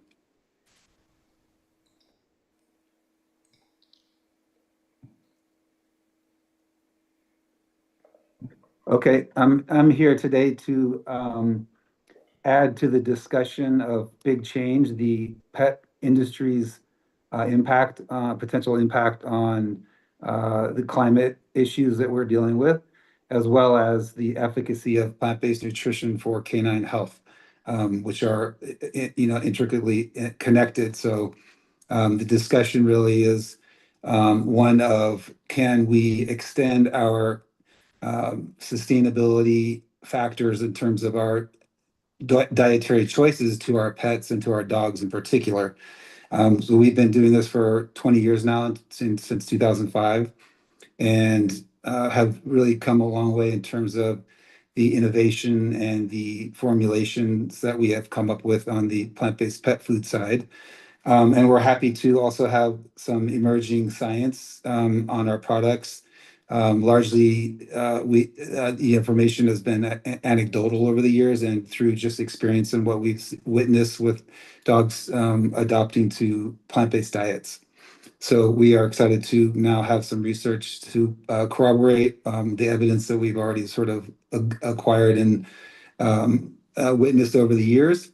And it's also really nice to see that there's going to be some future studies on plant-based nutrition, not only with VDog and VPlanet, but also globally with several folks around the world that are studying the efficacy of plant-based nutrition for canine health. So it's a very exciting time. We like to position plant-based nutrition for dogs as an alternative option, not necessarily to suggest that all dogs will do better on one diet versus another diet. But we have witnessed some really great changes in most dogs that adopt a plant-based diet.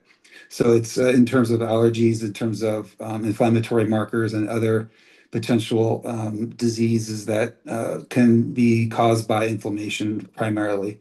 So again, we're excited to be here and continuing to innovate and develop new plant-based alternatives for our dogs.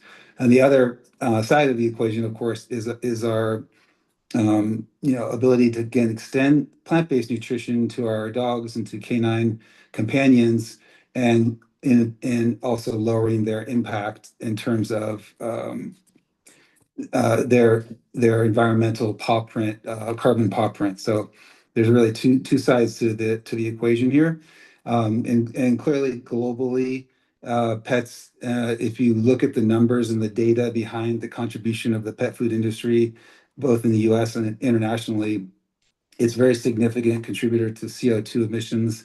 The numbers are quite staggering. They vary a little bit, so I won't use exact numbers at this point. But the research is coming in, and there's a lot of epidemiological studies going on in terms of impact of pet food and on the environmental piece of it. So whether sustainable pet food is a real thing, and the trend towards the humanization and higher grade meats and other products going into pet food industry is going to continue to increase that impact, that negative impact on the environment. So really getting the word out and the education distributed globally about plant-based nutrition for canine health as a viable option is really our bigger mission. So I'd like to go ahead and, if we could, play our recent documentary. It's a 7-minute documentary on the efficacy of plant-based nutrition, which focused on a study done on the V-Dog product. If we can play that now, and then we can field a few questions after that. Fantastic, will do.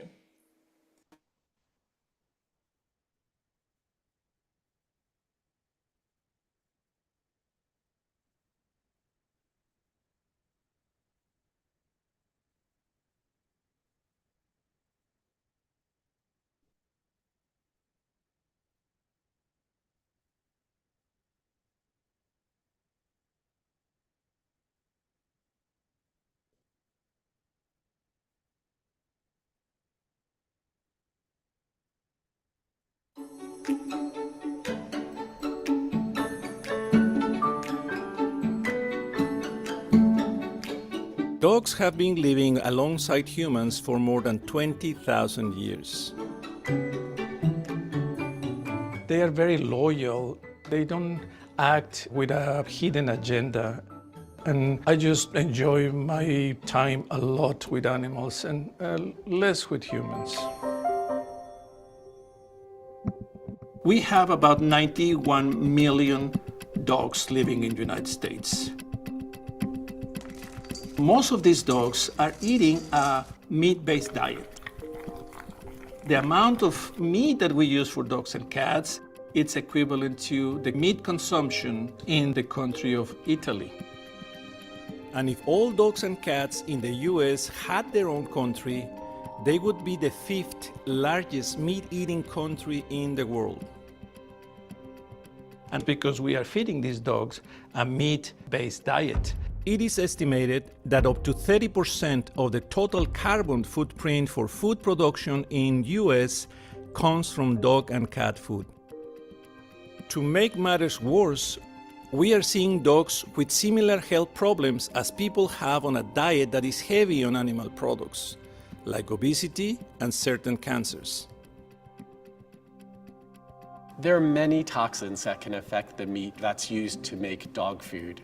So if we were to look at substances like lead from decades of automotive exhaust that have polluted the ground near highways and roads, most of that partitions into organs like the liver. And for pet food in particular, we often use those organ meats as part of the food that we're putting together for them. So I was taught dogs are carnivores, period. But I have traveled to some developing countries in Africa, Asia, and Latin America. And I was surprised that in some of these countries, dogs don't even eat meat or dairy because they don't have the money. And the dogs are perfectly fine, they're healthy. So we wanted to answer the very basic question. What happens when you take a clinically healthy dog and you feed that dog a vegan diet? For the study, we selected 15 dogs and we fed them for a year this plant-based diet. In dogs' years, a year it's equivalent to 6 to 8 years in humans. We are doing a complete physical examination, extensive blood and urine analysis, as well as cardiac ultrasound exams. We have a long axis view. We see the left hard here. And we are going to follow these dogs for 12 months. We need to get blood from you, Smash. So Smash has had quite a few health problems. He has a lot of allergies. He also has had a ton of skin issues in his entire life, so scratching himself constantly. Come here, Ricky. So there are only a few recipes that I can feed him. Knowing that he's allergic to a lot of animal-based diets, did find out that there was this plant-based study going on and wanted to enroll him and give him another option out there. Something that I'm really interested to see how my dogs do on it, to see if their health improves. The main source of protein in the vegan dog food used in this study is pea protein. There is a variety of other plant-based ingredients that provide all the nutrient requirements of a healthy diet for dogs.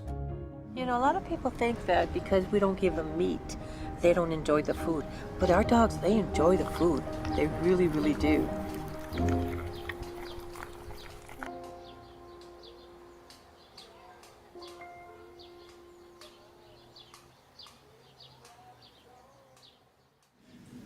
when I was doing this study, one of my students came and said, Dr. Melgarejo, I'm sorry, I really respect you, but my classmates think the Mexican doctor is crazy. Some of my colleagues told me, oh, that's cute. You're looking at vegan diets for dogs. That's not really good. And I said, yes, the best thing to do, present solid data. So the question is, can we give these clinically healthy dogs a plant-based diet for a year? The results from the researchers here have been quite surprising, I'm not going to lie. There are certain things that I expected and certain things that surprised, I think, even the researchers themselves. At baseline, all dogs were clinically healthy. We collected more than 3,000 parameters in 1 year from these dogs. For example, vitamin D, it's very important for bone metabolism and also for immunity. The vitamin D in 7 out of these 15 dogs was insufficient. At the end of the year, all of them, they were within normal limits. The vitamin D concentration that they were able to measure in dogs normalized after more time on a plant-based diet. That really is contradictory to common thought. Because the general consensus is that we get vitamin D almost exclusively